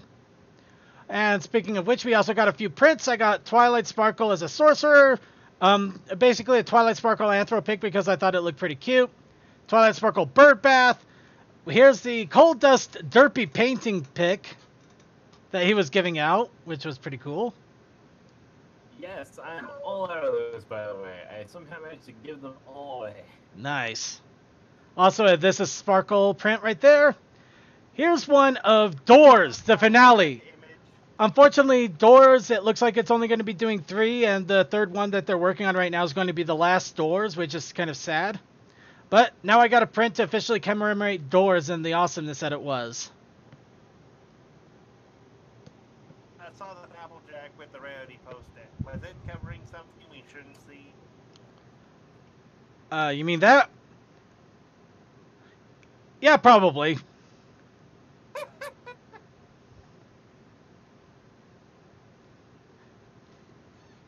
Yeah, okay. Some of the art that I did like, it did get a little on the scandalous side, but I really did like the art style, and that's my story, and I'm sticking to it.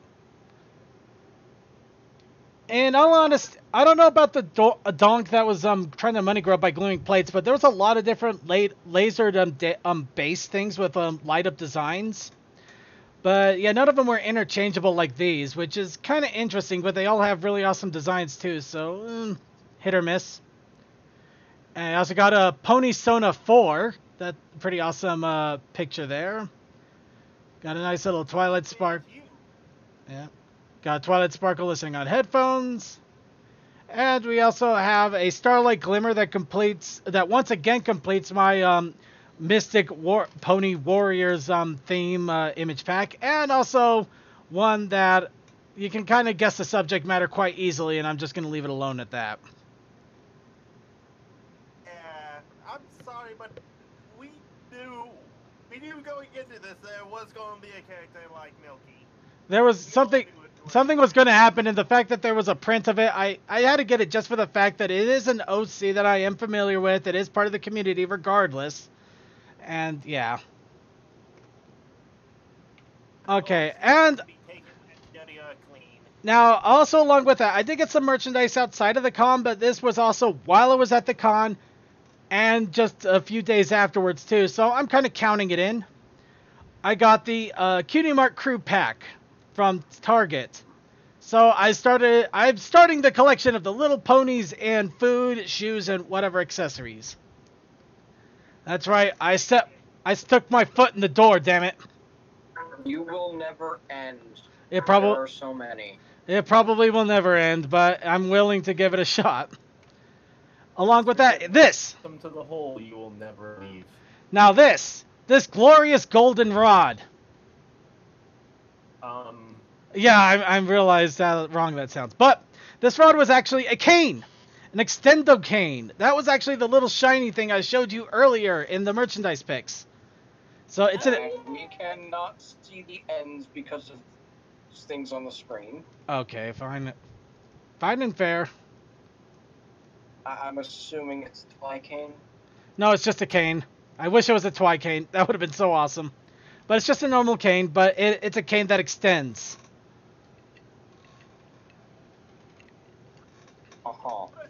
Put a pin in this, and I may be able to make you a second cane one of these days.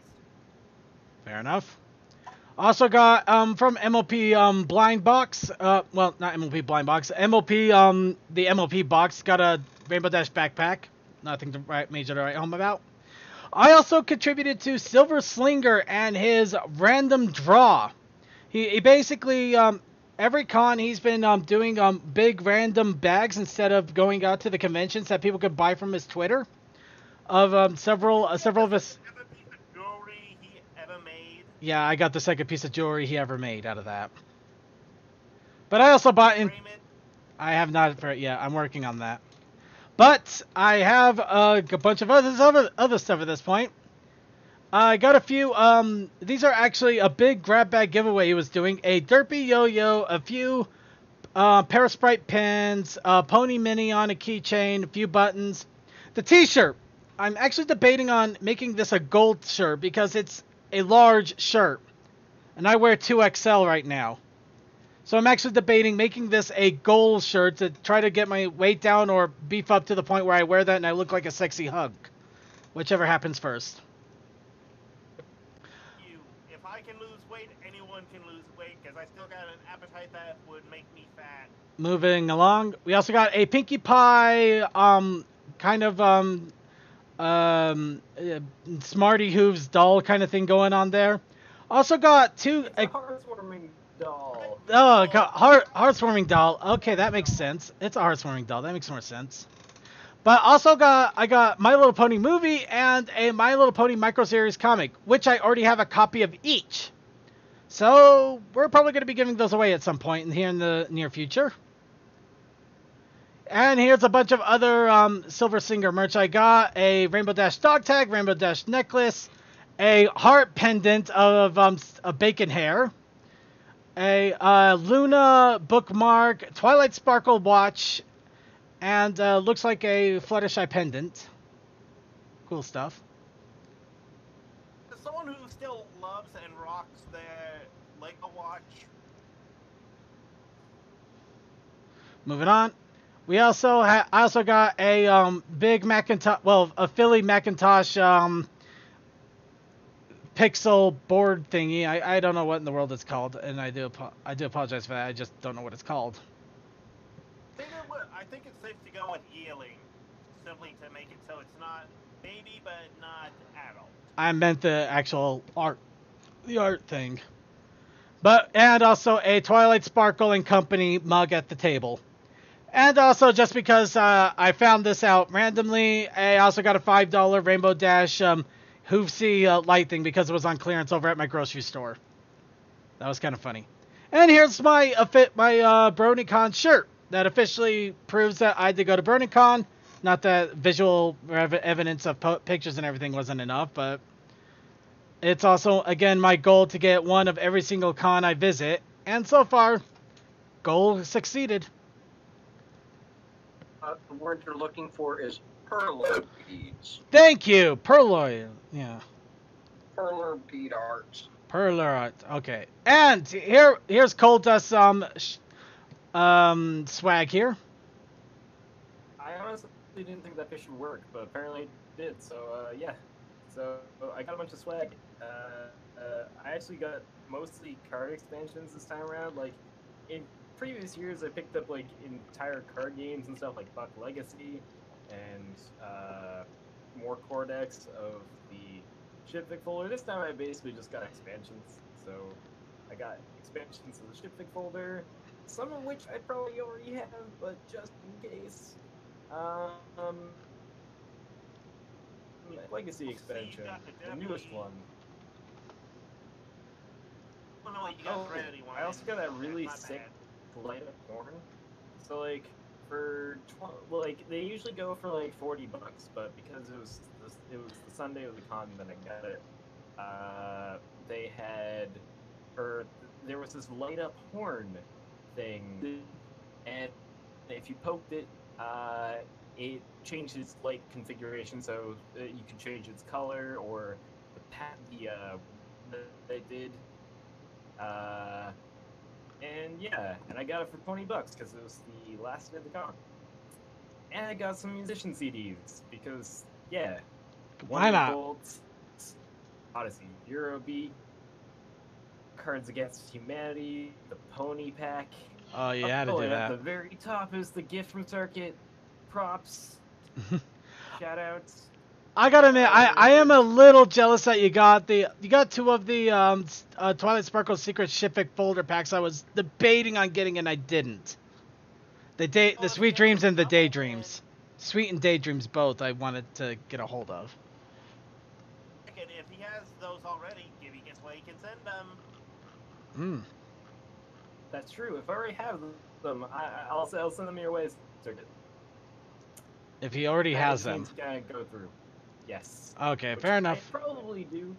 I probably do. I just can't remember if I did or not. So I was like, I'll buy these just in case. Hey, They also had a card at that same booth that was Goodloo's parents, and they basically laser cut out the parents. Yeah, I got that card from High Roller. That was awesome. It's such a great card. And spoilers for the next leaked episode. No. No spoilers. What? No. No, Toa, no. No spoilers. Dear God. Okay. Hey, I don't even know what you're talking about. I've been avoiding spoilers like the plague, but... And the fact is, we warn about spoilers, damn it. No. Spoiler-free Anyways, territory. Also I've got a bunch of the official card game pack. Like, okay, so IDW is going to be releasing this set, which just comes with a bunch of random card packs and two starter decks in one. And they actually didn't have the box. They only had the prototype there to show the concept of it, but they're still selling their normal cardboard box. So yeah, so all of those packs one set. Which, honestly, I think that'll be a great way for people who are just getting into the card game to get a good little rounded collection of the various sets that have been released. So And highly recommended for the future. I do like that. I can agree there. I agree. Yeah, All right. because it's got a little from each set. I do feel. Hold on. Given the time, I'm assuming that we're gonna skip the videos this week, and I think you were going through day by day and then stop midway in going into your horde. I think you should find finalizing stories, maybe. Actually, that's well. I'm not sure we're gonna skip the videos, especially since, like I said, we already got so many that we're backed up on. Skipping them is going to really hurt us. It's gonna make it. We practically have to do a video. It's gonna be crazy. Well, either that or the videos are literally gonna have to be all next week. We'd have to make next week the full-on video catch-up. Oh, that's not a bad thing considering what else do we have to look forward to. Actually, you know what? I'm kind of liking that. Okay, everybody here right now, we're gonna do a raise. We're gonna go ahead and go off the rails here a little bit. Raise the hands. Now we can go ahead and talk a little bit more about Bronycon, and then we'll skip out the videos for the most part for the week. Save them for next week. Now, if we do that, we will do a full-on one full show, nothing but video catch-up with all of the crazy, awesome stuff that has come out in the next 3 weeks. Because we'll have one other week to add on to everything else that has come on. So it'll probably be two hours of nothing but videos, including everything from Two Best Sisters Play to DWK to not Trigian. Is it Trigian? No. Tridashi. Tridashi to the Button Mash finale. Tridashi, yeah. To the Question Girl specials, none of the MLP episodes. Once again, we are going to be just talking talking without actually playing those videos outside of Coffee House as planned originally, because again, YouTube is a pill. So, chat rooms and panelists here, what do you guys think? Sounds alright. I think I'm down for it. Yeah, if you guys are going to continue to talk about Bronycon, I'm probably going to go pass out. Well, we'll probably be talking a little bit more, but we won't be talking too much longer because we're already starting to hit our own time limit normally anyway. Yeah. But, I'm guessing if there's not going to be a video segment, I'm probably just going to drop off because I'm just really am just kind of feeling like that right now. Yeah. Alrighty. Okay, so it's pretty much the panelists are okay with it. Chat room, I'm here. I want to hear from you guys as well. What do you guys think? Should we go ahead and just go completely nuts with 2 hours of videos next week, and call that the massive video 2-hour catch-up show with Mustard? Great name. Oh, and while the respondent boss, I just wanted to point out I've got the actual working schedule in the Twitch chat for you. No, I know. I got it pulled up. Thank you. I actually had to ask for it from one of their con shares. Wow, really? Oh, kudos, man. Kudos. It seems that they archived it and didn't give us the URL for it. Well, I still hope that somehow I just misplaced my my com booklet schedule and everything, but. Good thing Circuit, check your settings, because apparently we're sounding soft now. well, my desktop audio is a little on the low side, but I don't think I adjusted it unless it was by accident. I'll try turning it up and see what happens.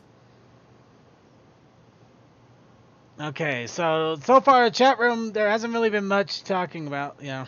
Words. Okay, so let me know if that sounds a little bit better. I do apologize if we had a sudden adjustment issue. Anyway, there is... That seems to balance it out. And also, here's the other merchandise from Cole here. Okay, vaguely likes the idea. You know what? We're going to go ahead and go with it then. Okay, so we're going to talk a little bit more about BronyCon. We are going to talk about the latest episode, and then we're going to close out. And next week, we will have the massive 2-hour video catch-up spree. So, but yeah, don't worry. We will be showing the latest, one of the latest episodes today during the coffee house. But yeah, now we got the t-shirts up that, t-shirts, and apparently, looks like somebody has a thing for Trixie here. Haha! Yeah, I figured I'd add to my not yet collection of body pillows by getting another one that was Trixie. And so, yeah, hopefully one day I will have a horde of unicorns and then not have space to sleep. Yes. Are you actually going to get all the body pillows, or are you just going to start getting some more and then pinning them around the bed as banners? I have so many print CMC, I wouldn't be able to do that. I'll just get a bunch of pillows. His friend Kitty is Great kind of plan. like, there's a no judgment zone in that living area right now. I mean, currently in the living area is just my bookshelves. Hey, if you do it right, you can make it such that you can have it basically be a ack. Instead of a door, you put drapes there. Ha. Alright, well, okay, so I think we showed off all the merchandise here. Let's go ahead and talk a little bit about the panels, or at least the ones... Okay, I'll try to turn them up a little bit more. Jeez. They were actually like good panels this year. Okay, so... yeah, you went nuts with them, didn't you? Yeah. Yeah. Oh yeah. I go crazy with panels every year. Like, I'm one of those weird people who actually like really enjoys panels. So I'll go to as many as I can. All right. Just for the sake of time here, go ahead and go to the ones that really struck a chord with you this time. Okay. They had one panel that was basically they had 4 artists that all worked on the comics to some degree. Some of which are mostly just known for doing the covers.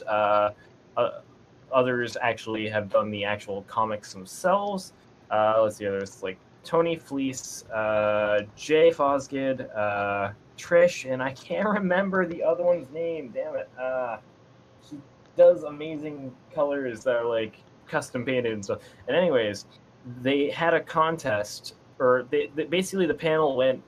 They pulled random prompts, or like the people hosting the panel pulled 2 random prompts, and then they had to draw a pony based on those 2 random prompts. And it was glorious. It was absolutely amazing. So 10 out of 10. We had some good ones.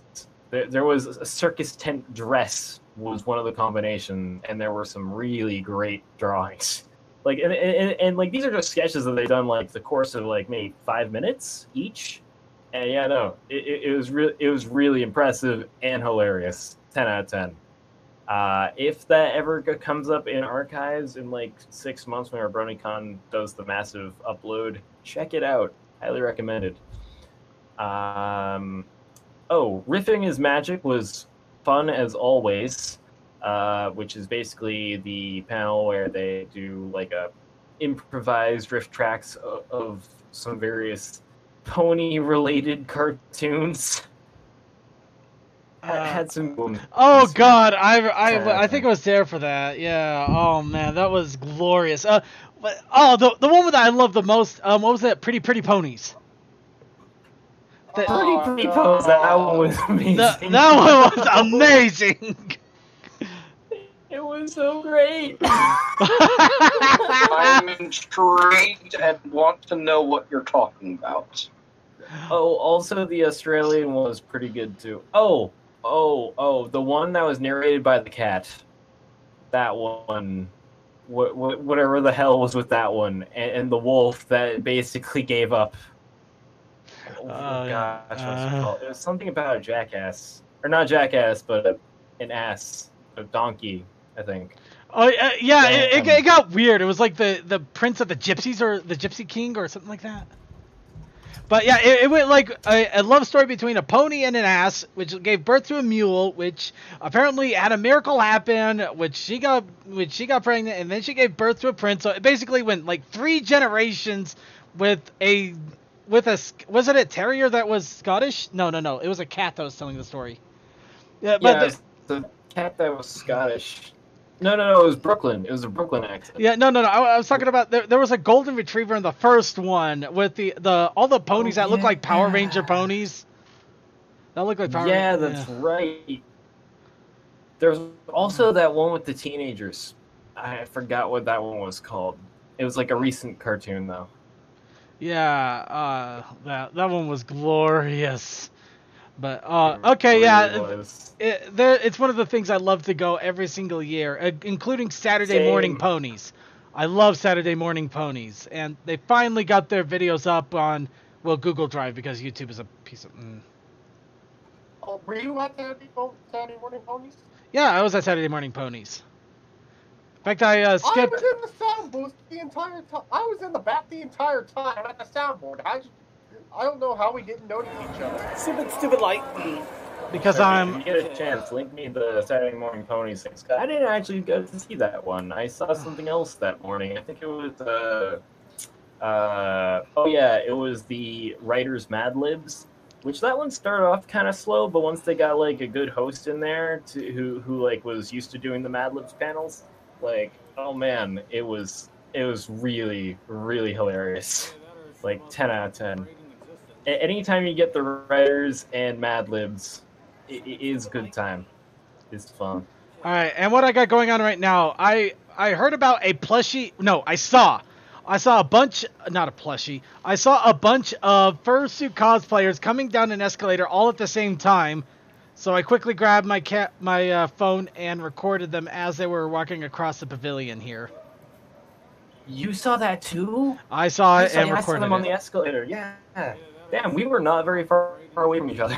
No, we were not. But I was just out there for a quick moment to snag it, and then I went back to what I was doing. Fair. Yeah. Okay, but yeah, there's also they also had Whose Line Was It Anyway. That was really, really great. I love that. Yeah, that was fun. Okay, now another one that I'm gonna admit that it's I'm having a okay, I'll just go ahead and talk about it. About Whose Line this year though. I miss having you know how usually for Whose Line they have like the 2 crews. They have the Horse Famous crew and the not Horse Famous crew. I miss the not Horse Famous crew. They didn't have them this year. Actually, they're a funny crew. Actually, I don't recall the not Horse Famous one, but I could be wrong. Maybe I just missed it. Well, they weren't there this year, but they've been there in previous years. And oh man, they were funny. They usually brought them in around Scenes from a Hat. Ah. Yeah. I also got a recording of the rain when it started to hit on Saturday. I warned you. Boy. I warned you, didn't I? Warn you. Oh yes, I was stuck in the car. Kansas man, I must say, that is not rain. That is a sprinkle. Right. Okay. Going on to Mr. Sprinkles out here. Okay. Getting back on track here. There was one panel that did have an interesting reaction to say for a better lack of a better word. There was a meditation panel that they actually. That one. Okay, so that one was weird because that one was in Quills and Sofas, and historically, Quills and Sofas has never had any panels. Ghouls and Sofas is supposed to be a room where basically it's just a hangout spot for writers and just anyone who wants to go in there and hang out. Yeah, they had a lot of panels this time around. And this was the first year where they basically booted everyone out of Quills and Sofas and then had the meditation panel. And it was really weird. Like, really, really weird. I ended up having to go in there because, like, okay, so I hang out with, like, some of the people who, like, because I know of that one fanfic writer who I usually ride down on the train with, like, I know, like, some of the people who hang out in Quills and Sofas. So, like, I went down with one of the people who usually hangs out in there to deliver food to the person who was watching over the panel room. And it was really bizarre. Because, like, I've never seen Quills and Sofas, like, not bustling, but instead with people who are just silently there, just, you know, meditating. It was bizarre for me. To anyone who liked the panel, props to you. I hope it went great. I hope it was satisfying. But man, it was so weird to have that in Quills and Sofas. It was interesting. I'll say it definitely had a reaction to it. That was kind of weird, actually. Did you go to the panel? I was in the panel. You were? I was there. Okay.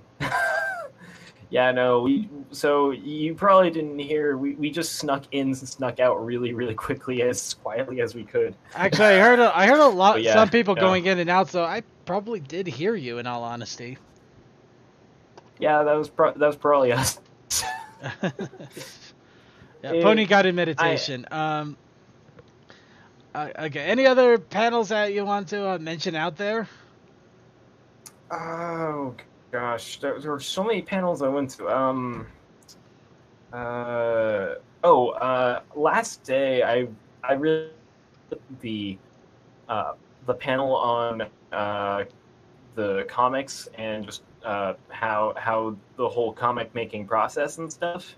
Now that's interesting to me because I really like to learn about the behind the scenes end on anything, and also I'm being a vague almost artist, I just find any of that stuff fascinating. So yeah, no, that was a good panel. I found it was very informative. You know,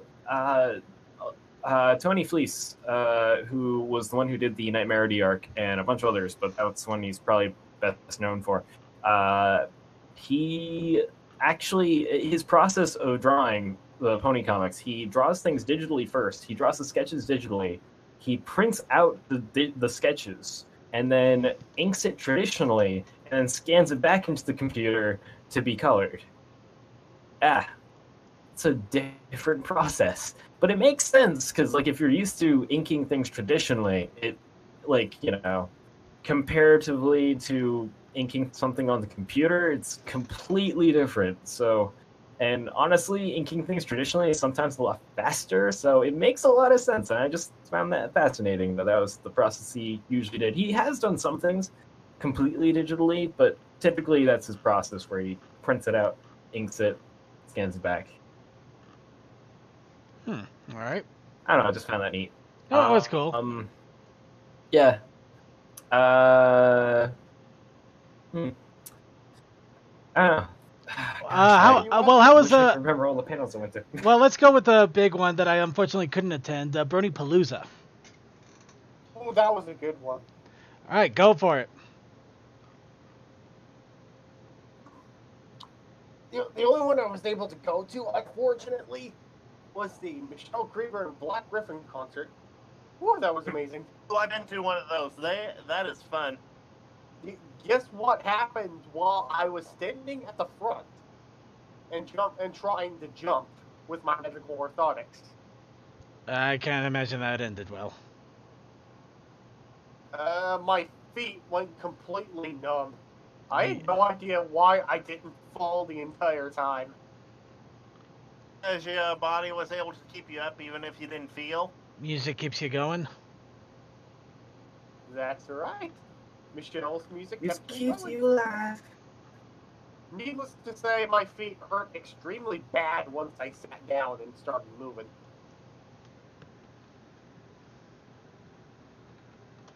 You guys didn't happen to be at My Little Family Feud, did you? No, I missed that out. I got caught up. I had a little fun. I talked with an analyst called a Looney Turtle that is here in Utah, and the funny thing is that the funny thing is while we were talking, we actually ran across the head of BabsCon, the current con chair and head of BabsCon, which it was a wonderful delight to talk with her. I actually got to learn a lot about some of the inner workings of BabsCon and some of the crazy stuff they've been doing to try to shake up the whole con scene, including like having an event happening at the con that the people attending it can actually cause things to happen. If some of like an interactive fan thing. Kind of an interactive fan thing, yeah. It's really an amazing thing, and it was really exciting to hear about it now that she's trying her best to shake things up and introduce something awesome and unique. So I really liked it. It was really fun. I would like to just point out that I think a con called MetroCon was doing stuff like that because they also have a chess match, basically people doing actual productions as cosplaying characters. Like they had like Marvel vs. DC, and they had Spider-Man, Batman, people dressed up like that. Outside of that, I think, don't quote me on that, but it's in Florida, so I think people are trying to go with, oh, so why don't we have that type of thing, heading through the grapevine. Yeah, fair enough. Okay, anyway, getting back on track here, or whatever track we have. We lost the track. Where we go, we don't need a track. Let's see. Okay, so Bronypalooza, awesome. Panels were great. In all honesty, it was a really great con. So, I just want to say, and the show Bronypalooza, the last act was Odyssey European, and oh my god, he fucking killed. That was the best way to end Bronypalooza. He had an amazing set that went through all sorts of fandom nostalgia. He played his stuff, his classics, as well as other fandom classic remixes and stuff. And oh my god, it was amazing. 10 out of 10. Oh my gosh, Odyssey Europe, his sets are always amazing, but that one, oh my god, fucking killed. 10 out of 10. Also, P1K, amazing set as well this year. P1K, he performs every year at Bronycon, and oh my gosh, this one was probably one of the best that I've seen him do. It was great. He started out with colored lights, and oh my god, it was so great.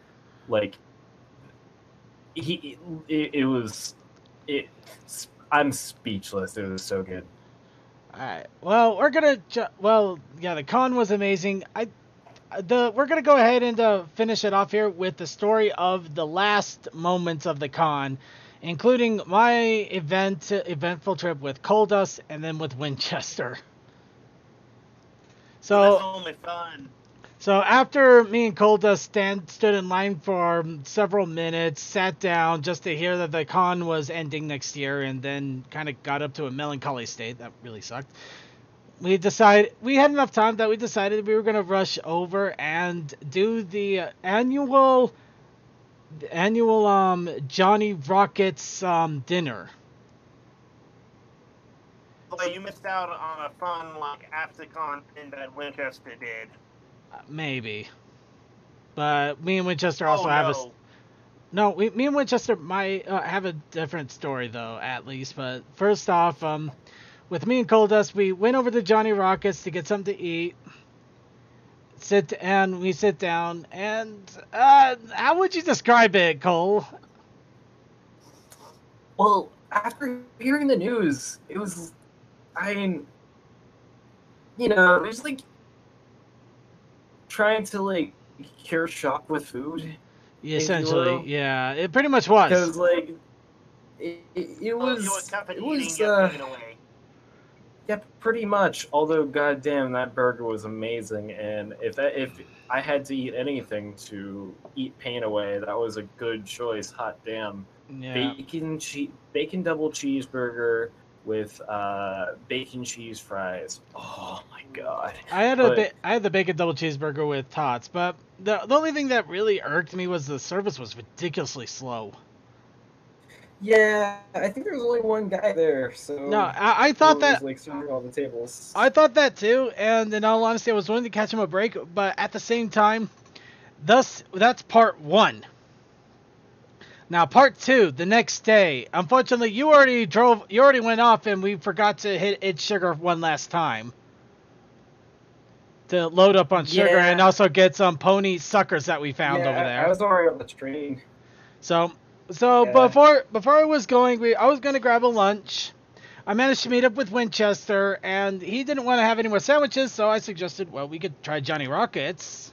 You know, I was willing to give him another go, and it's good hamburgers, so the food's always good. So I convinced him. He goes, okay. We don't go immediately because he wants to get a couple of friends. About 25 minutes later, we start heading down with a dozen people. That was something. Of course, at this time, I have plans to meet up with Deal in 45 minutes to grab a lift together and head to the airport because we basically have close to the same flight and same everything. So, you know, we could share a lift and share the expense a little bit between us. Makes sense. So we get over to Johnny Rockets and we all sit down, big old table. They take our orders. I think it's the same guy, oddly enough. Same guy. They take our orders, and 30 minutes, nothing happens. We're sitting there, we're talking. I'm starting to get a little stressed out because I was just going to grab a quick bite and then book it to get back to the hotel in time. And then 30 minutes later, drinks come down. And then he vanishes for another 15 minutes. After about 15 minutes, we start finally getting the fry orders. I just ordered a hamburger, so I didn't have anything there. I start trying to reach up to Deal. It's like, Deal, I'm sorry, man. Please forgive me for my sins. But as I'm trying to text him to try to apologize for my delays, he's like, you know what? We're gonna be a little bit longer. Me and my friends decided we're gonna go grab some subs at Ginny John's, and you know what? That's perfect because I'm still waiting for my food. So that gives us both time. We both have plenty of time now. Okay, I'm good with that. We're good. Relax a bit. Then 15 minutes later, the burgers finally show up. And of course, everybody's upset for different reasons. Time mostly, but I'm also upset because the time did take a lot longer than expected, and I needed to get out of here so I could get to the airport. So while I'm wolfing down my hamburger, I hear that somebody got their order wrong, completely wrong. And he gets upset, talks to the waiter about it. The waiter brings the manager. This is where it gets really interesting. Because he's only talking to the manager for about a minute, and the manager starts to yell at him. The manager actually starts yelling at him because he got the order wrong. Not the waiter, at the guy. I don't know who this is. He was one of the 12. I wish I knew. Winchester probably knows who it is. But he starts yelling at him. He takes the hamburger off the bill anyway, but he yells at him for it. We're just sitting there like, wow. Did that just happen? Happened. Yeah, so I when things quiet down a little bit, I ask for my check. Waiter says, okay, he's gonna get out all the checks to everybody. So he gets out all the checks. We get them all there. Now I take a look and I immediately notice they tacked on gratuity. Immediately. Now, I can understand tacking on gratuity because of large groups, but there was nothing on the menu that said that they were going to do that. And along with that, there was no warning that they were going to do that. They just... No, it's probably the managers. It might have been the managers, but I just went with it. I usually am a pretty decent tipper. I try to tip around 20-25. But yeah, this was a solid 15%, and I'm just like, you know what? This is actually upsetting. This is really upsetting. I just, wanted to have a nice hamburger twice something, this has been really bad service. The food was good, but the service really needed some help here, and I feel bad for the server. And I know that he works on the server's wage, which is abysmal. That stuff sucks. We shouldn't need to tip. That's a whole nother rant altogether. So I do Aim for at least $8.25 an hour. Yeah. So I do do the gratuity tip, but that's all I do. And I'm pretty much just talking to everybody like, I can't believe this. This might be the last time I ever go to Jimmy John's. I might actually kill the tradition before Bronycon does. Because, this was just annoying. This was just terrible. This was just amazing. I said Jimmy John's instead of Johnny Rockets. I don't know why I did that. Johnny Rockets.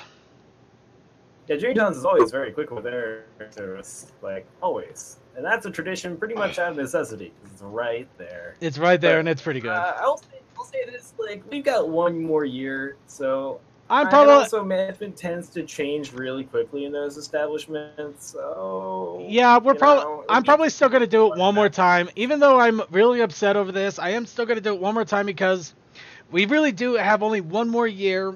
And if we have one more year, I might as well keep that tradition alive one more time. So it is going to still happen one more time.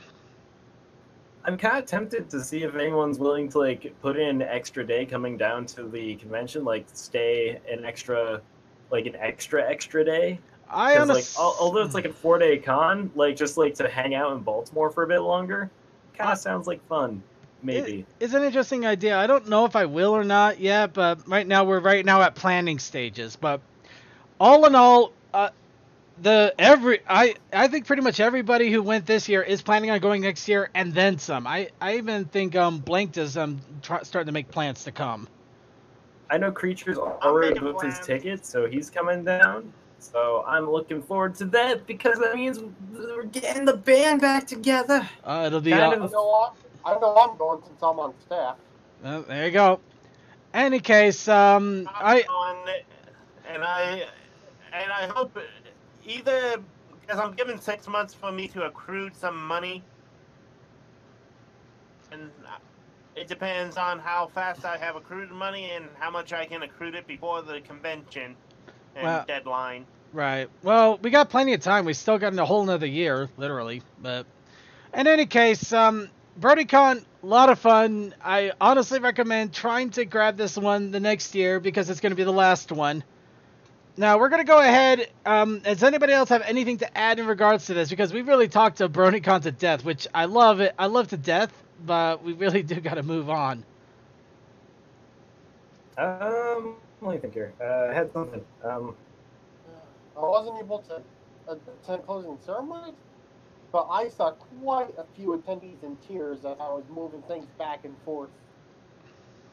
Yeah, and most people didn't take it very well because remember, this is a huge event that, like, a lot of us, this is our yearly event, the thing that we look forward to every year. So it's kind of heart-wrenching to know that this is going to be the last one. Like, I can't think of any other place where I can just kind of go and just strike up conversation with literally anyone. Like, that's the thing I love about BronyCon. Just, like, the environment. The thing is with BronyCon compared to any other con, you know at least one thing about everyone there, and that is everyone's into ponies. So, yeah. Oh, there's also the regional and state cons you can start going to. Although, since you're in Vermont, yeah. Yeah, I'm kind of far out from, like all of them. I'm not in a convenient place to catch,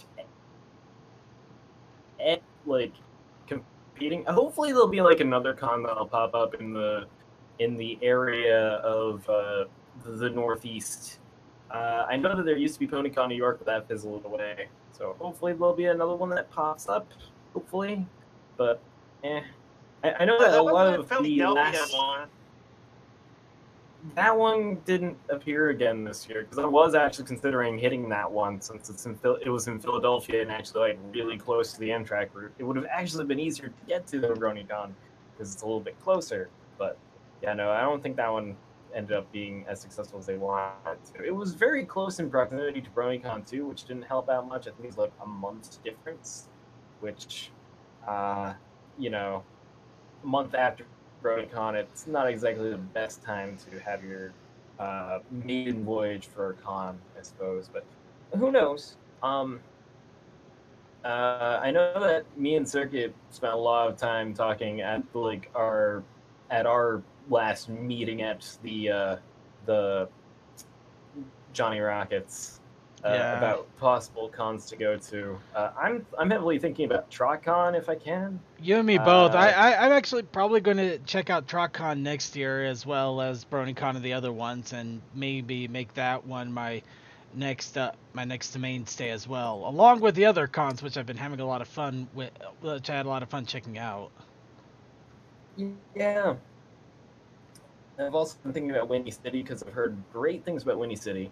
I know that coming up in October is going to be what is it? Cider Fest. I would go to that, but that one's kind of in close proximity to Halloween, like really close. So that one a bit more tricky to get to. I'd Also love to go to that one, and the Las Pegasus Con, but not within driving distance. Thankfully, there are a lot of other cons to go to. It's just this one's the one in the Northeast, so this one was like easy to get to, like, or at least in my case, because I take the train typically, and traveling east on the train, or sorry, traveling west on the train is a little bit difficult. It's also difficult to travel east on the train because let's face it, if you go too far, you're in the ocean. But anyways, I digress. This doesn't relate to con, but I have a story of immediately after con. Can I tell it? Go ahead. Okay. So now, when I got off the train, my train was actually like really late because there was an issue with Metro North fucked up their switches, and then we had to wait for 2 freight trains to go through because Metro North delayed us that much. Also, we were like 40 minutes late into Baltimore, which was kind of unfortunate. It was not a great day for Amtrak that day. Although, thankfully, mostly wasn't their fault for all those delays. But regardless, so when I came in, it was about 12 o'clock. I crept into my apartment, and I saw this giant box sitting in the living room, and I was like, oh, cool. My roommate must have ordered something, I guess. Then I crashed. I went to bed. Got up the next day, I went into the living room, I looked at the package, and I was like, wait a minute, my roommate ordered something. Why is it not opened yet? So I look at the package slip, and I see it's addressed to me. And I'm like, huh? I didn't order anything, not from Sam's Club, because this was a Sam's Club box. So my brother-in-law, he just recently found out, and I donated to a charity thing that he did, and long ago, he basically, I was like one of the last people to donate, and he was like, cool, dude, thanks for donating, I'm gonna pay you back in Cheez-Its, which I just thought was a stupid, silly thing that he would say, because that is typically something he would say randomly. So back to this package. I realize it's addressed to me, and inside my mind, I'm like, who the hell bought this and addressed it to me? This is weird. He used my IRL nickname. There's only one person that I know of who would do this. So what's inside? I open it up, and inside are $50 worth of Cheez-Its. I don't eat Cheez-Its. I don't know what to do with all these goddamn Cheez-Its. Send them to me. I will eat them. Cheez-Its fat. So yeah. So I've got like a ton of Cheez-Its now. And that's the story. It's the entire story. That's it. Alright. I was kind of left dumbfounded because I completely forgot about the comments that my brother-in-law made about the Cheez-Its. And until like the next day when I mentioned it to like people around work, and they were like, oh, that's what he meant. And I was like, what? And then I remembered. So just imagine, like, out of nowhere, you just kind of come back home, you find a box addressed to you, and it's got $50 worth of it. Just no explanation. Just that. It was a weird. Alright. Well, That's my entire story. Alright, well, getting back on track here, or at least trying to. Okay, really quick, Awesome Brony. No, this is not the death of the fandom, the end of the fandom. There is no end to the fandom. At least not if you want it to be. If you think this is the death of the fandom, I'm sorry. You're gonna have to try harder than that, buddy. Yep. No way. You're not escaping that easily, bro. This thing's going on and on and on and on and on and on and on and on and on and on and on and on. Okay, but just to put a serious note on this. Now, I did hear at best from another Twitter user. I believe it was actually Sophisto of all people, which is pretty awesome. The guy is awesome.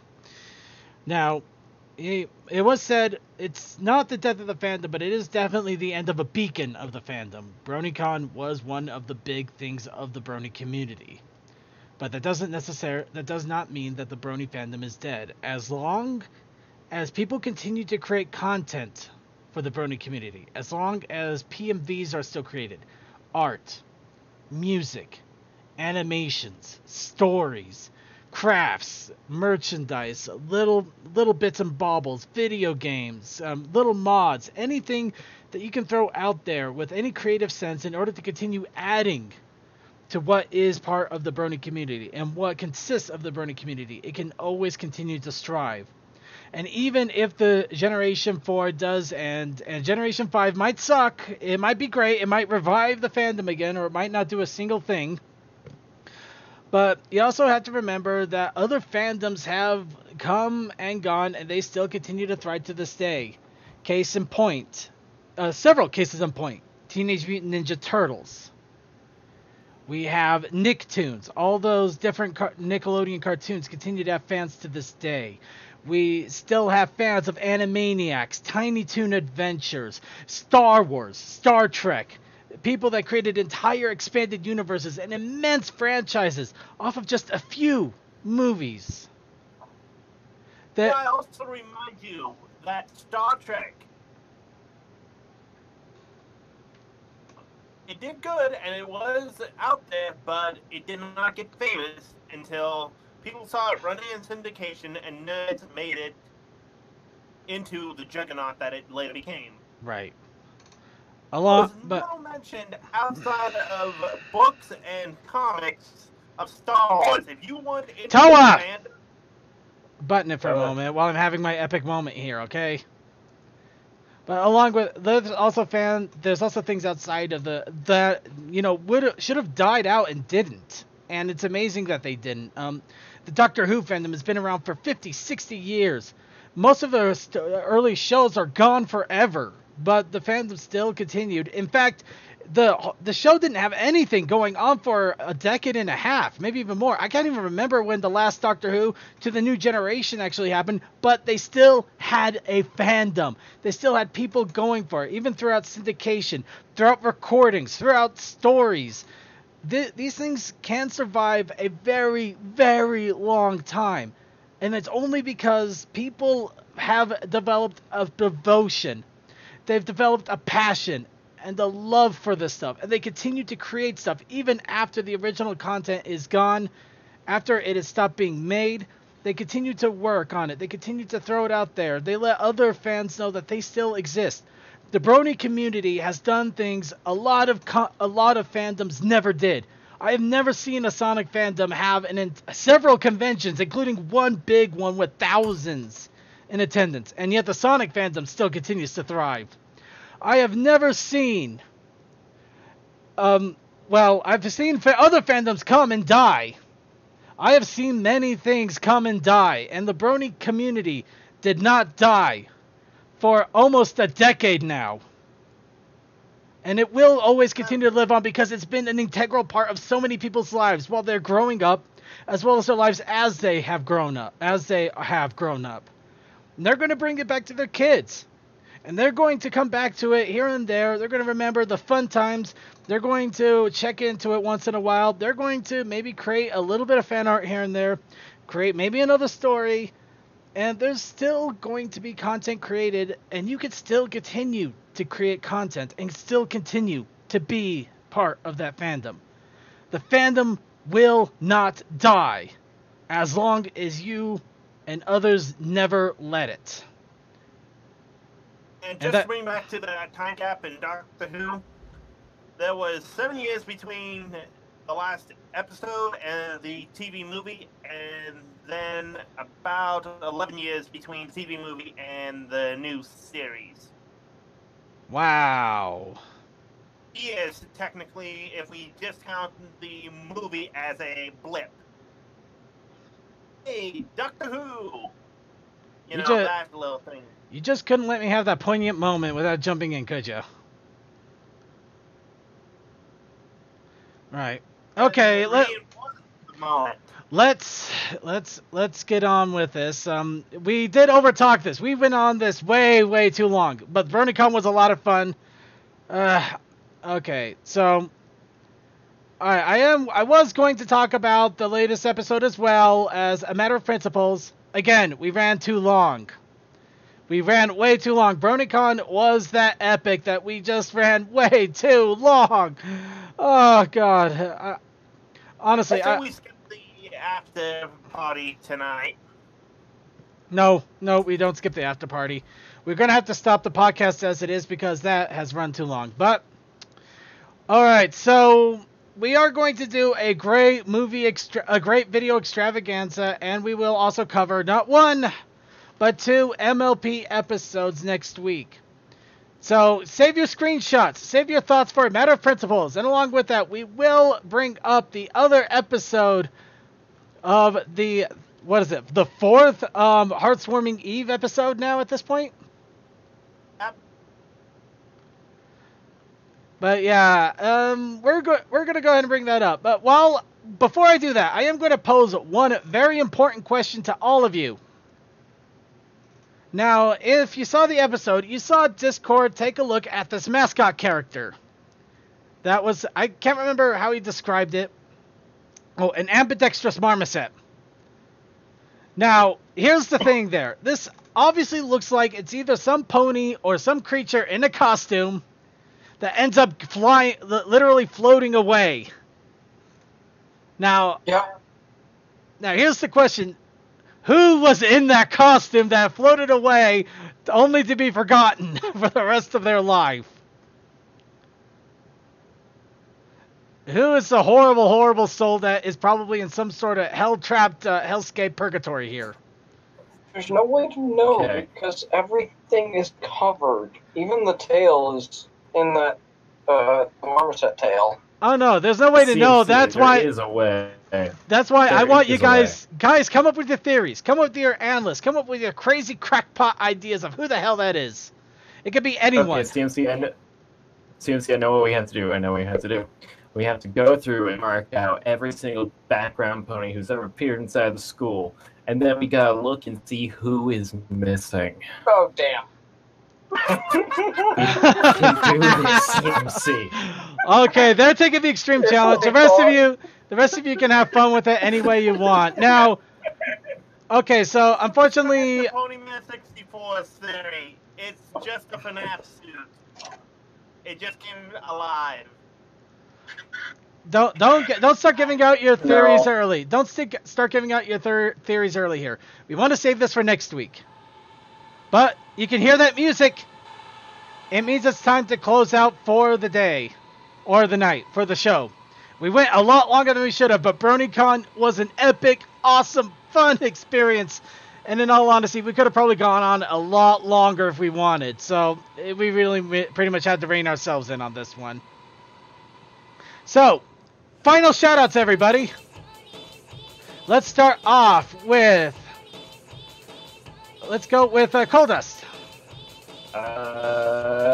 Shoutouts to this fandom. You can't escape. Also, shoutouts to BronyCon next year. Go there if you can. Shouts out to the Brony Show because they let us on here again. And by us, I mean me. Also, shout outs to Winchester Wednesdays, which is on Wednesday tonight, so go check it out. Also, shout outs to Creature. I miss you, Creature. Please don't be dead. I agree. I miss Creature. All right. Then let's go ahead and go on to Crazy Matt Captain. Fires, explosions, LOE, roan, venison jerky. I'm not sure how I'm still awake right now. Yeah. Fair enough. Okay, Textalion. Just imagine how much we'll be talking about next year. Oh boy. There's a whole extra day. I've always said that the convention starts on Thursday, but now it's actually going to start on Thursday, which means it's going to start on Wednesday. This is going to be weird. It is. Oh dear. All right, Toakoi. What's up to all the lovely people, and I'm still trying to fix my machine. All right, then thank you all to the people that are watching us on the Twitch chat. You guys are awesome. I wish I had your chat names here with me right now. However, Restream is not very kind when it comes to the chat room there. But I would like to thank all of you IRC chatters as well, so I will do it verbally. Thank you to Crazy Matt Captain, Awesome Brony, Clouded Rock Raider, Cold Dust, Cool Dude 13233, Sarcasm, Dimension, DM12, Fantastic Bread, Relay Serve, Sonic 5421, Techman, Textalion, Toakoi, Vaguely Creepy, and Yay Archivers. Also, I got Twitch up. Thanks to Oxprey friend, Commander Root, who I like Longboard, Polyman 64, Skadoo 89E. That's just the keyboard. Slow Cool, Tech Stallion, the only Tech Man, me, VNK, Virgo Prozon, Bird.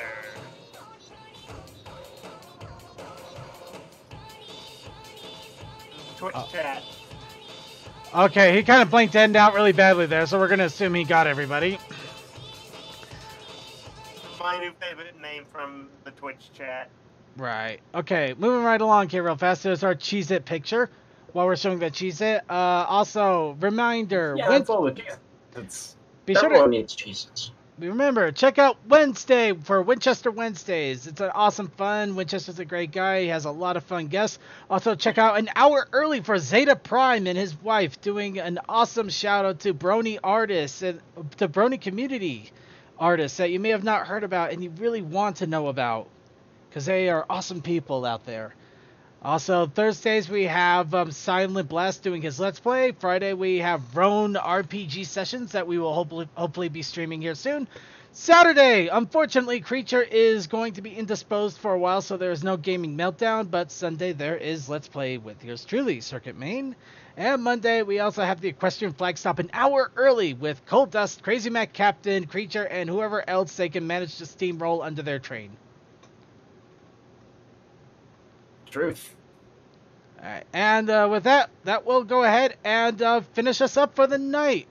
It's we will do our Oatmeal Galore coffee house after party. Unfortunately, we won't be showing the episode again. Time has really not been on our side this night, has it?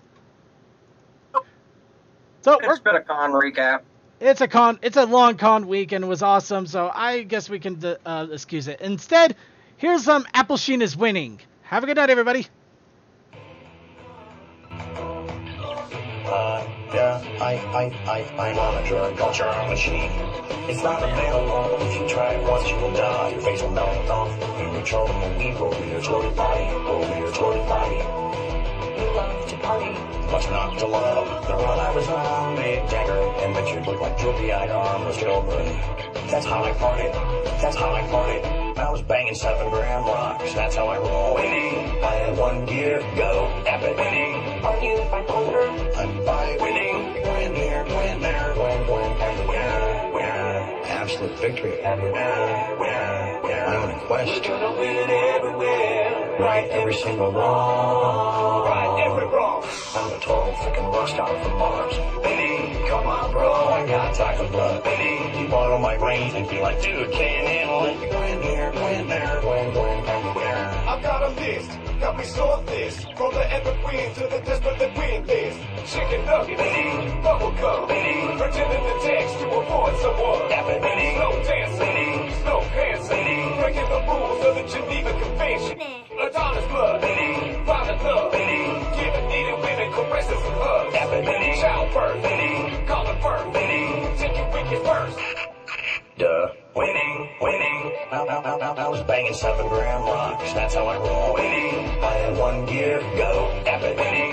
Are you bipolar? I'm bi. Winning. Win here. Win there. Win everywhere. I'm a total freaking rock star from Mars. Winning. Come on, bro. I got talking blood. Winning. You borrow my brains and be like, dude, can't handle it. Win here. Win there. Win everywhere. Winner. I'm epic winning.